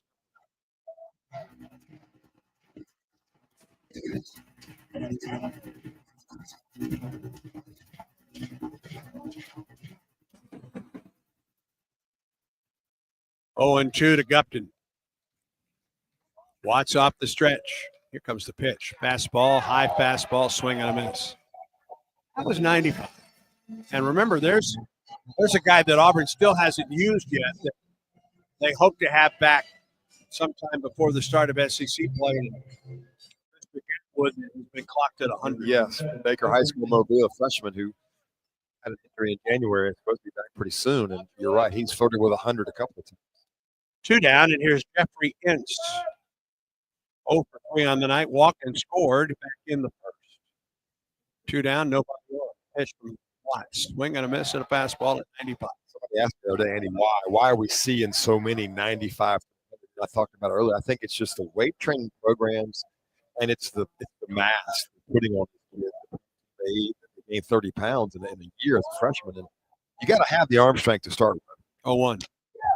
Fastball at 95. Swing and a miss. You know, to think that you can just go lift weights and eat a bunch and throw 95, that's not true. Dylan Watts came into Auburn with a good arm, but you develop the arm and you get them now to 95, 98 from Murphy by the development of weights and mass. 0-2 pitch to Ince. Here it is. Fouled. The Auburn Duck. Been a night. Watts has lived with 95 miles an hour with the fastball in this inning. Hasn't really bothered with anything else. No. But the express.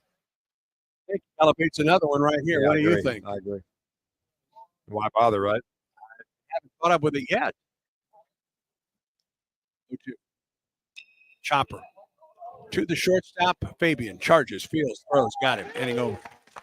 3 up, 3 down for Samford. In the 8th, Auburn leads it by a score of 13-8. Stay tuned, friends. Auburn baseball continues in a moment. This Coke Zero Sugar. That'd be the best Coke ever. Try and taste with your ears. Hear those bubbles? Imagine them tingling on your tongue. It's a deliciousness.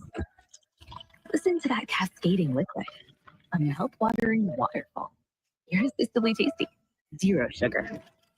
Crisp, refreshing, and ice cold. Is Coke Zero Sugar the best Coke ever? Try and decide. This is Coach Bruce Pearl on the Ford F-150 Highlight Show. I tell my team that if we play smart, out-hustle the competition, and work hard each and every day, we can be winners. You know what? That's how Ford F-150 does it too. Offering an outstanding combination of smart tech, power, and capability, F-150 is the key to help me win the day. Hey, why don't you see how the official truck of the Auburn Tigers can help you? Go to buyfordnow.com. or see your local Ford dealer today. Warren. Back to the ballpark for more Auburn baseball. Good folks at Pepper Tree are getting their money's worth tonight. Another Pepper Tree call to the bullpen. Number 9, Drew Druckenmiller. Right-hander, 6'3", 210, a senior from Mobile, Alabama, transfer from Southern Miss. Druckenmiller making his third appearance of the season for Samford. No record, an ERA of 0s. 1 1/3 innings. He's given up no runs on a hit, a couple strikeouts. So Druckenmiller comes in for Trey Sanders. Auburn leads at 15-8. Tigers in the bottom of the 8th. We'll have Fralick, Steele, and Rembert, the scheduled 3 for Auburn. Tigers, 15 runs on 13 hits with an error. Samford, 8 runs, 10 hits, and an error.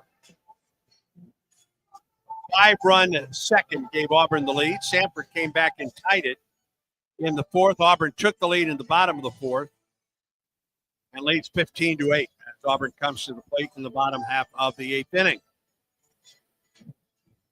Auburn is on the road in Arlington, Texas at Globe Life Field on Friday. Auburn will play Ohio State. Brad Law with the call on Wings 94.3. Starting at 2:45. The Tigers face Oregon State on Saturday at 6. Broadcast at 5:45 on the Auburn Sports Network, and Sunday, Baylor and Auburn, Globe Life Field at 3. Brad will have the call at 2:45 on Wings 94.3 in the Auburn area and across the Auburn Sports Network. All right, Chase Fralick, first one to face the right-hander, Druckenmiller. Drew Druckenmiller. Transfer from Southern Miss, winds and fires. Fralick shows bunt and pulls the bat back. Fifth is on.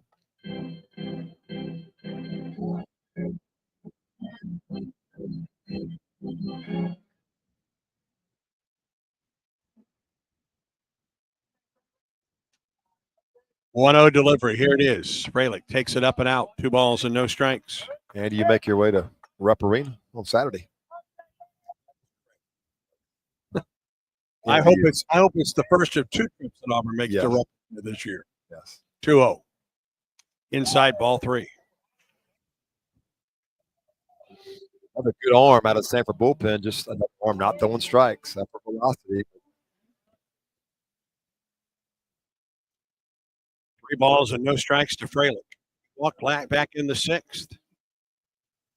And takes a strike. It's 3-1.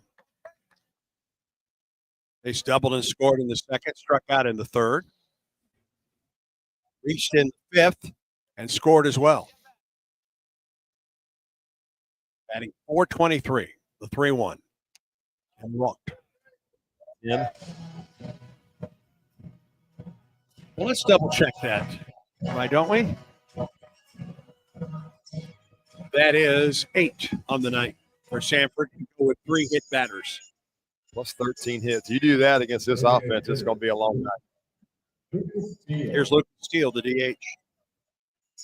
Has been on base every time tonight, including a fielder's choice. Singled twice, driven home a couple runs, scored a couple runs.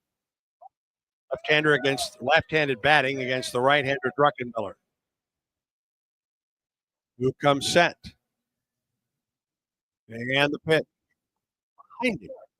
Behind Steele. Nice job of catching by Perry. Making sure that one doesn't go to the backstop. 1-0 the count. It was a slider, and somehow he went completely behind Lucas Steele, picked it in the dirt to keep the runner for the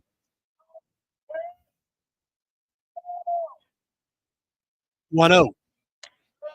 Off speed, down and in, 2 balls and no strikes. Certainly the game is not out of hand at 15-8. I wouldn't look for Fralick to run. He's one of the few guys in the lineup that's probably not as good.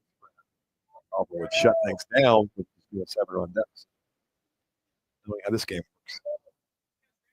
2 balls and no strikes to Steele. Stretched by Druckenmiller in the pitch. Ground ball to the right side. Second baseman looks to second. He'll throw to first. Fralick will hold up at second base. And there's 1 out of the inning.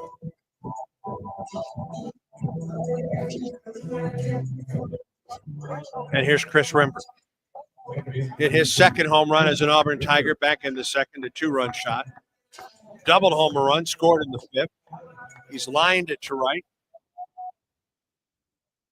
Reached on a walk.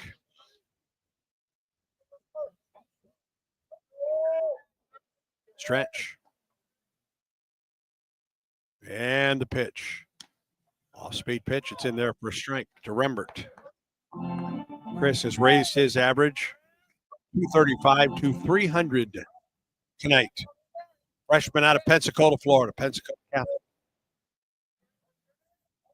Haley gets his lead at second. The stretcher sailed up there. Good job by Perry to go up and get it. 1 ball and 1 strike. Eric Snow waits on deck for the Tigers. 4 home runs again for Auburn tonight. McMurray, Rembert, Terrell, and Snow. Auburn on top 15-8. Delivery. Fouled back. He got one. He got a breaking ball in the middle, did Chris Rembert. Just missed it. Tell by his reaction, he knew it. That was a good pitch to hit. Ball and 2 strikes, the count.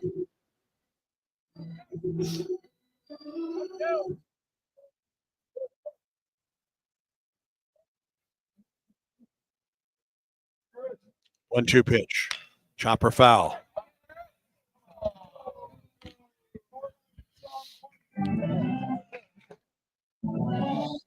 Everybody has been on base for Auburn tonight. Everybody but one has scored tonight for Auburn. Ball and 2 strikes, the count for Rembert. Granick gets his lead at second with 1 out. Stretch and pitch. Rembert swing. 2 down. Here's Snow.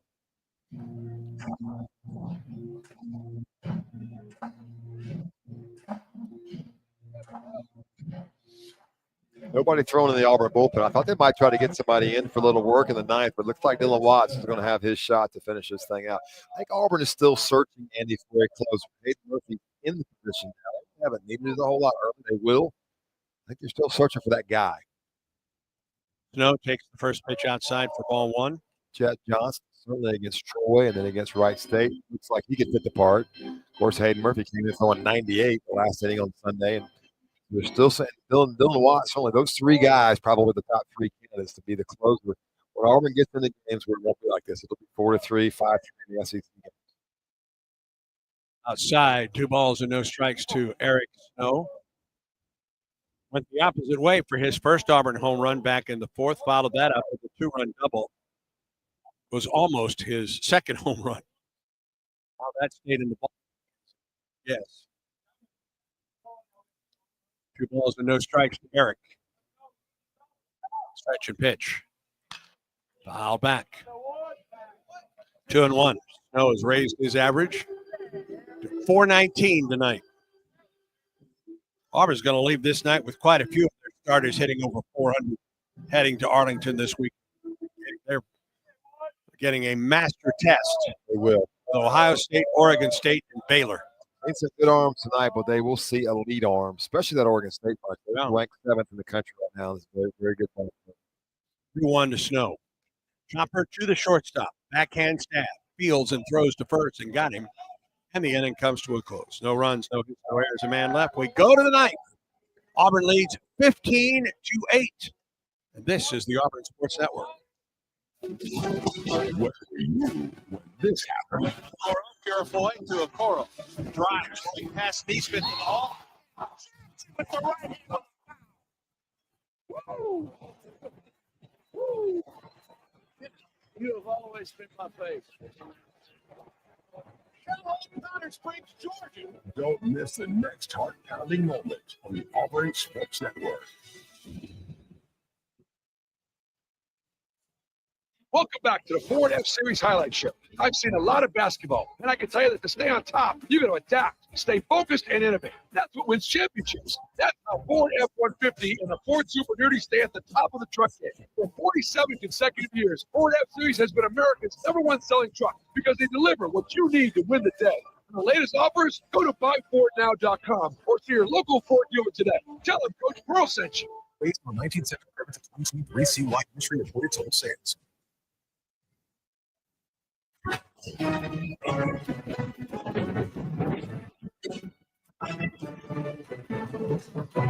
We move to the ninth. Auburn leads Samford 15-8. Dylan Watts trying to close things out tonight for the Tigers. He'll face the 2, 3, 4 hitters for the Bullpen. Andy, Carr, and Higgins. Dylan on all three men he faced in the eighth with a pair of strikeouts and a ground out. His fastball was sitting about 95. He will get the 2, 3, and 4 hitters for Samford here in the ninth. Don't forget Auburn men's basketball tomorrow night. Number 1 Tigers play host to Ole Miss, looking for the sweep of the Rebels. 6:01 tip-off tomorrow night. Auburn and Samford were on the air at 5:30 at a sold-out Neville Arena. Auburn got some help from Georgia tonight with a win over Florida. It doesn't look like Alabama's going to have any trouble with Mississippi State, however. On the air tomorrow night, 5:30 from Neville Arena. Here's Gus Gandy to lead it off for Samford. These two teams will play at the Hoover Met a little bit later on in the season. First pitch on the way. Fastball, swing and a miss. 0-1 to Gandy.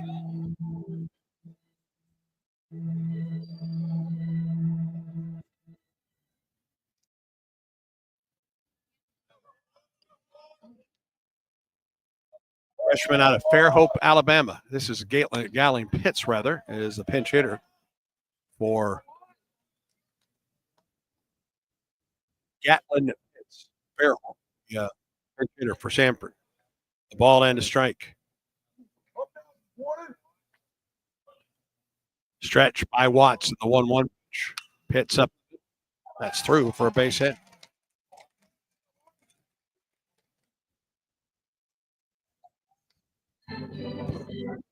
The 11th hit of the night for Samford.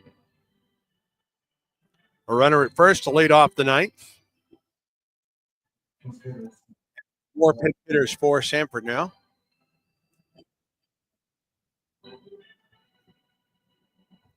This is Charlie Bozeman.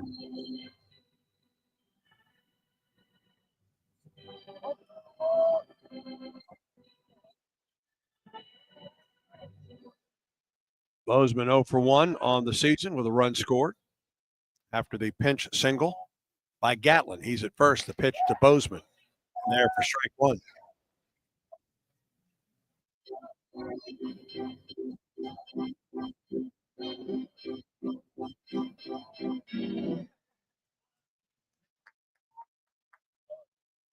Stretch in the pitch. Strike 2. Same 2 pitches, off-speed deliveries. Ty Truitt has grabbed a bat. He's in the on-deck circle.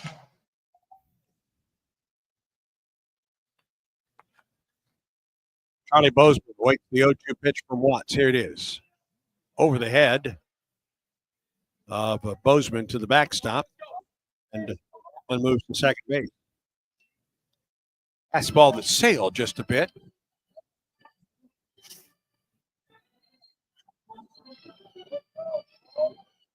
Our total will be down on the field with the Regions Bank postgame show, talking over with Tigers head coach Butch Thompson and a couple of the Auburn players if the Tigers hold on.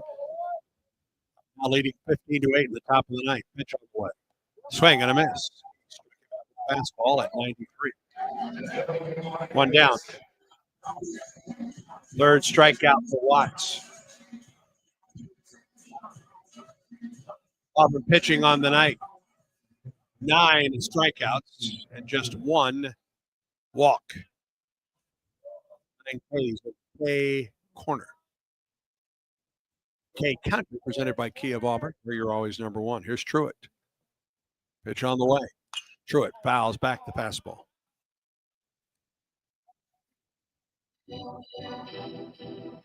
Angelo Prieto is in the on-deck circle.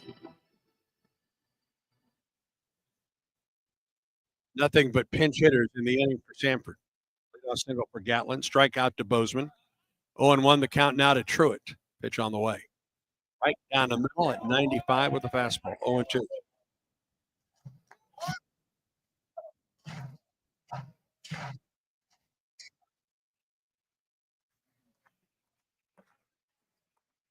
Watts comes set at the belt. Pitch on the way. Swing and a miss at a high fastball, 2 outs. And Auburn within and out of taking a 7-game winning streak to Arlington, Texas. And Angelo Prieto is the perhaps final batter of the night.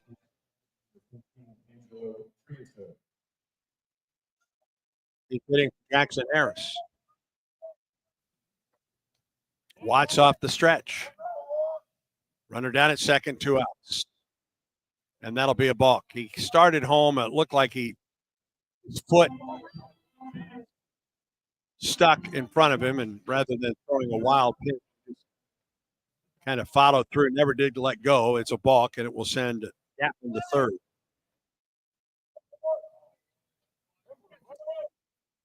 Reto out of Miami, Florida, awaits the pitch. Here it is. Swing and a miss. 83 from the slider from Watts.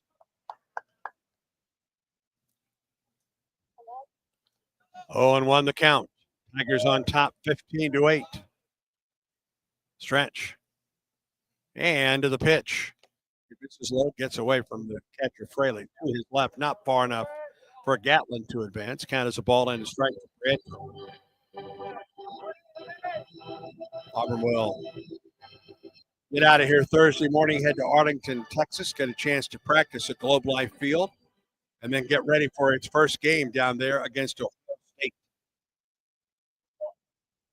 Friday, Brad Law will have the call all 3 games at Globe Life Field this weekend. 1-1 to Prieto. Here it is. Swing and a miss. Another nasty off-speed pitch off the outside corner, and Auburn's a strike away from victory.